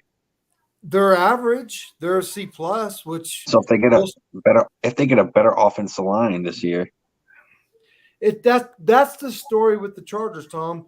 If they can just do this, if they can do, at one time they had Gates, Rivers, and LT. Yeah. If they Dude, can Phillip- just do this, if they can just, that's Phillip- the storyline of the Chargers, and Joe knows that's why he's shaking his head because Phillips they Rivers, just can't figure it out, man. They suck. I love them, but they can't put Dude. it together. Phillips Rivers is one of the best quarterbacks I've ever seen in my life, to be honest with you. The way that guy that can sling, and he just got Giants beat. in the draft. He's like a Drew Brees. He went, But we had Drew Brees. The Chargers had Drew Brees. Yeah, then he went to the Injured his Saints. shoulder. And then he won the Super Bowl. Yeah, the Yeah. Saints won the Super. Drew Brees went down in the late fourth quarter. The Chargers let him go because they said he'll never throw the same. And then look what happened. Dude, dude, Rivers is one of the best throwers I've ever seen. Rivers could sling Joe, that am ball. I wrong? Nah. I don't. Rivers. What's ironic is I feel like Herbert and Rivers are very similar quarterbacks, and they happen to play for the same Yeah. team. The problem they both have is their temperament. Their temperament takes them out of games and out of key moments when you really need to put that last play behind you. Their temperament will hinder their progress farther in that game. Yeah. And to me that, Rivers was the biggest hindrance for the Chargers in a lot of cases. In sometimes the same way. I think it was more coaching with the Chargers in the past for Herbert, but his temperament as well. To me, the temperament is what stops the Bills. The Bills, Allen's temperament is not great. He doesn't have that good patience that you need. He runs when he should sit back. He gets too excited. He gets too, and by excited, I don't mean woohoo, wee. I mean temper. You want to know what I think it is, Joe? I think it's not Allen. I don't think Allen's pushing the tempo. I think the people around him are pushing the tempo, and Allen is riding the tempo. Because clearly for some reason, it's like Stephon Diggs and stuff, like maybe Allen reads off of Stephon Diggs and his tempo, and you used to look at Brady. Brady was always at one tempo, and everyone was just facilitating off of him. Maybe I'm just Nemo. I'm a Chargers fan. Joe's absolutely a fanatic of the Rams, and Tom is the Patriots. Yeah, to answer this. No, I don't know. We're all biased in our own way. I guess Big Rome thought it would be over by now. It's still going. Joe is trying to be nice, but he's ready to end the show. He's a little pissed. Right? He's a little pissed. Yeah, he's super pissed. I was confused. I thought I heard Coach say that. Yeah. No, we're you had it right. We're Coach is the Chargers, and I'm the Rams, and Tom's the Pats. I grew up in San Diego. Joe's a LA guy, and Tom's East Coast guy with the Patriots. And hey, I like wherever Brady goes. to Vegas, to the fucking the Raiders. Yeah, good. Hey, Brady was like quarterback for like 20 years. What do you want me to do, bro? Right. Brady's the GOAT. I don't like the guy, but he's the GOAT. I'll give it to you. I'll bow down to you on that. He's not even a bad Brady's guy. He's just a quarterback. Yeah. He's just some guy. It's like when Montana left, I mean, you have all those great years with Montana if you're a Niners fan. But Young took over and killed it. You followed him to Kansas City. And Montana didn't win the Super Bowl, though, did he? No. Brady went. Of course, Montana won Super Bowls. No, not back without. to back, baby. Yeah, not with the Chiefs, though. Not with the Chiefs, no. No, Brady went to the fucking Buccaneers and won Niners, but then Steve Young came in and started passing those hard balls to fucking Jerry Rice. Like, yeah. Yeah, but who goes to another team and wins a Super Bowl? That's just elite. Like, you gotta be really elite. Met Tom Brady. I met Tom Brady at the Open. He is super cool. I believe that. I mean, Brady seems cool. I don't know the guy personally, but he seems. I don't know. He seems cool. I eat popcorn with him every day, dude. Cracker Jacks. I'm just joking. Bum is laying on his couch with a wet wash rag on his forehead. Well, let's ask the man before we go. Joe, what do you think? Brady's got to be cool, right? He's a cool guy. Hey, normal guy. I think Brady is a very focused guy. I think he's anything but an average guy anymore. I don't think that he's capable of being an average guy. I think he can do average guy things when he puts his mind to it, but his life is so different than ours that I think he's just beyond being an average guy. He can do average guy things. He could have a beer somewhere if he wanted to, but I think he's just beyond being an average guy. He does occasional average guy things, but he's Tom effing Brady. I don't think it's like a star on that level. It's like I don't know. Give me George Clooney trying to be an average guy. Give me a break. But George Clooney's an average guy, though. We're all average guys. We all put our foot on the apple in the same way. Same with Joe. Do you think Tom Brady's shitting golden poop out of his butt? I know if Tom Brady saw Joe, he'd be like, "Holy shit, you're Joe." As a matter of fact, I googled it and it happens. It happens. It's the amount is diamond poop. Right. Yeah. He shits out diamonds. It's amazing. No, someone like Brady, George Clooney, for Christ's sake, they're on different levels, man. These guys walk in, especially someone like a George Clooney, for Christ's sake. I've heard it of George Clooney that you can name your star in a room, and when a Clooney walks in, everybody looks, everybody stops. Clooney is on that different level in the same way that Brady is. Brady is on a different level, man. That guy's not capable. It'll be years before he's even close to being able to be just an average guy and do average guy things on a regular basis, right? You want to know what's crazy, Joe? Is his son looks just like him. And he's like 13, 14, and he's out there throwing it, dude. He's a quarterback. We'll see. It'll be scary to see what happens with him, kind of like Tiger Woods' son. Like these are the next generations of quarterbacks. Well, think about Montana's boy. There was pressure on Montana's boy the same way. Yeah. Think about that nephew of the Paytons right now. He's good though. He's real good. Now that kid is good. Yeah. But look at Bronny. Look at Bronny. Yeah. Yeah, but Bronny's not going to be LeBron ever. Like, it's just not going to happen. He's good, but wants to play with Bronny. He wants to play with him, but I don't think he's going to be as good as LeBron, though. Give me a break. Like, I don't know, man. I can't dunk a ball like that. Like, I can't jump 3 feet off the ground. Like, Bronny wants to play with his daddy, so more power to him. That will be cool to see, though. I know LeBron. It's like Ken Griffey. Joe knows this reference. Ken Griffey Sr. and Jr. They played together, and it was cool to see. That was a fucking cool thing to see. Like, oh, that really happened? I didn't realize that happened. Oh, that's cool. Joe, tell him, that the Griffeys absolutely happened. Mm-hmm. Yeah, that was the big deal there.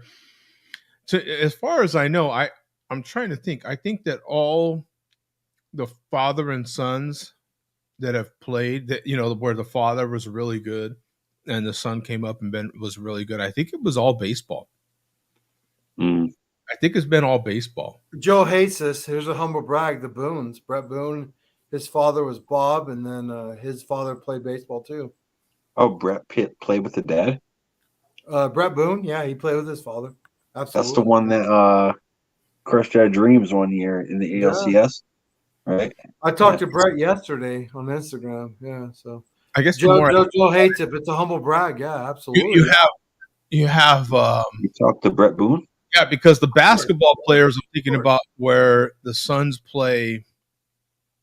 The dads weren't necessarily great. They were ball players, pro ball players, but not necessarily great ones. You take Curry, You take Kobe, you take some of these cats, and their dads weren't necessarily great players or even really good. They were just kind of average NBA players.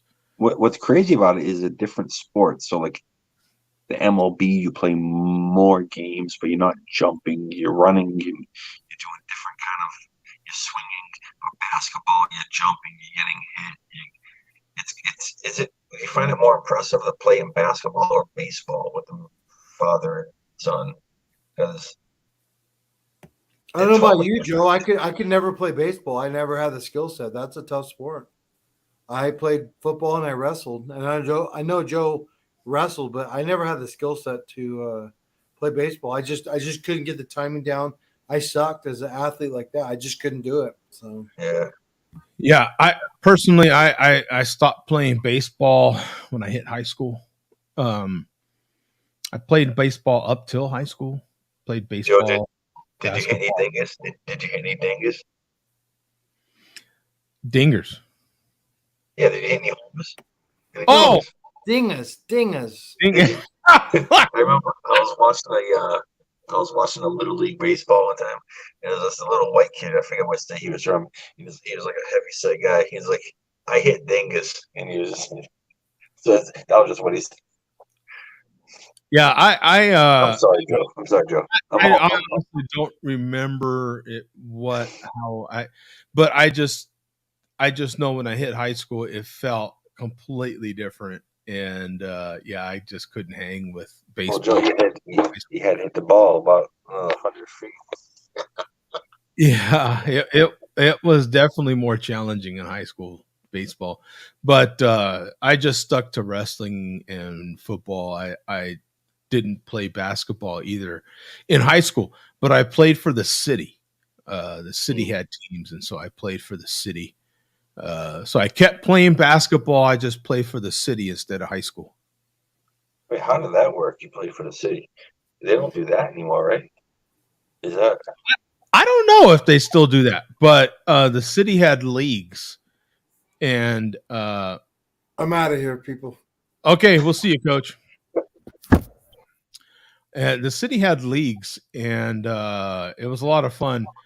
I grew up in the hood, and so. Well, I mean, yeah, you basically told me you saw your first dead body across the street with the gangs, so I kind of. Yeah, and so there was a lot of programs and stuff like that to try to keep kids off the street and stuff like that. So, and those that basketball league I played in was fantastic. It was a lot of fun, and went undefeated a few times, and it was just as challenging. It was just playing for the city instead of your school. Joe, I'll give you a quick fact. Started playing football from my Papa Warner League. Okay, just Papa Warner League from 8 to like 12. We were undefeated every year. Wow, which was crazy. My first year, we played. A team didn't score 1 point. It was my junior peewee, and it was the year that they didn't allow any teams to go to.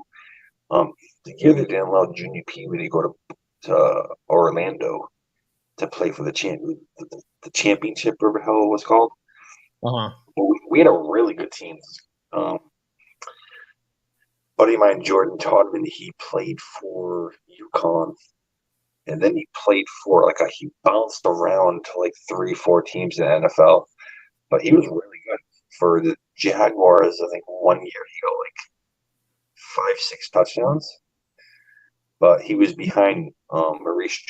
Remember Maurice Jones-Drew? Oh yeah, absolutely. Yeah, that's who he was behind of. So it's kind of in NFL, it's hard because if you're behind big players, you're not really going to get seen until someone gets injured. Mm-hmm. It's kind of what it is in NFL, right? Get injured, Brock Purdy get injured, right? Your quarterback. Yeah, it depends on the position and stuff, But yeah, no, I played tackle football till I was a sophomore, and I did really well at wrestling. So that's when I became wrestling. So from my sophomore year forward, I just did wrestling. I just stuck with wrestling. I was, Were you any good? Yeah. Because I know my brother played wrestling. I know what wrestling. It's very much. It's not like any other sport when you visit. Um, you'll have one meeting area and you have 10, 15 different teams fighting at the same time, right? Yeah, for your big meets, yeah. Like a jamboree of some sort. Yeah, for your big dual meet. So how many fights would you do in one day against different teams? Because I know sometimes you just meet one team, visit each other, and they do their match and they're done. But then right. Well, you had your big team tournaments, and then you had your individual tournaments. So you had, those are different tournaments. They both could be very big, especially in a state like California. But oh yeah, dude, California is huge. Yeah. If you won state in California, that's a big deal, right? Like, right. Yeah, and at the time, I heard that my old high school team isn't that great and hasn't been that great for a long time. Yeah. But at the time, we were always ranked way up there. Yeah, at the time. At the time, we had won our league 16 years in a row. Oh wow, that's impressive. Yeah, so when you made varsity, it was a big deal. It was not easy to do. Coach was tough. It's the reason going in the military wasn't that hard, because nothing compared to coach's practice. Nothing. Not even the military. Nothing. I remember going to see my brother wrestle and stuff, and we'll be in the stands because it was a Division I school. Because it was the big three. It was New Bedford, Brockton, and Durfee were the big three, Massachusetts. And this big dude would always wrestle, and whenever he would lose, he'd fucking freak the fuck. He'd freak the fuck out. And the doors were right in the gym, and it would go outside. So he would smash the doors and fucking freak the fuck. Everyone would go crazy. It's pretty intense because there's a lot of testosterone going around with two guys trying to tackle each other out, pin them, and there's a lot going on. And they get your team going crazy, and it's a good time. Yeah, I loved it. I learned a lot of life experiences. Definitely through wrestling. Me to this day.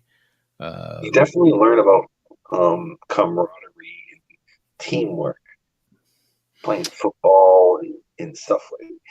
I don't know about wrestling, but I know football. Definitely, a loose link will definitely make everyone else fall. Everyone has to be on the same. You know what I mean? Yeah. If you want to. Yeah. For me, it was definitely I got the most out of wrestling. Wrestling taught you a lot about limits. It taught you a lot about planning. It taught you a lot about your own limits, right? If you don't do your job in wrestling, that's when the whole team fails. So the whole team is counting on you to do your job literally, or the whole team fails. If you don't. So what does it go by points? Like, yes, however takedowns you can get, pin or anything. What are the pins point wise count as? Oh, say you get a pin, like, because I know every takedown's a point, or every get up is a point. Oh man, it's long, right? God, it's been a long time. I haven't had to think about that in a long time. That's what they grade it as, though, right? Like UFC and everything. That's what they do, right? Points for. Yeah, you get points and stuff. God, I haven't had to think about how much you get on a takedown and how much you get. Man, I forgot. And to tell you the truth, you can, if I remember right, you can like flip somebody and stick them in, boom, and they call them pinned, but they're not all created equal. So you could have a very low scoring match that you won, from pinning somebody, but it wasn't that many points.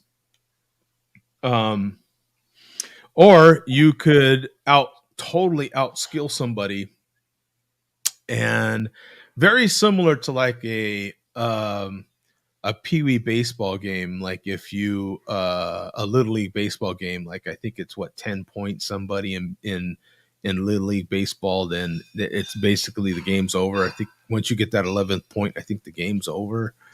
Really? Is that what they do? Yeah, something like that. Wrestling is a similar way, at least it's when like the mercy rule, something like that. Yeah. I think it's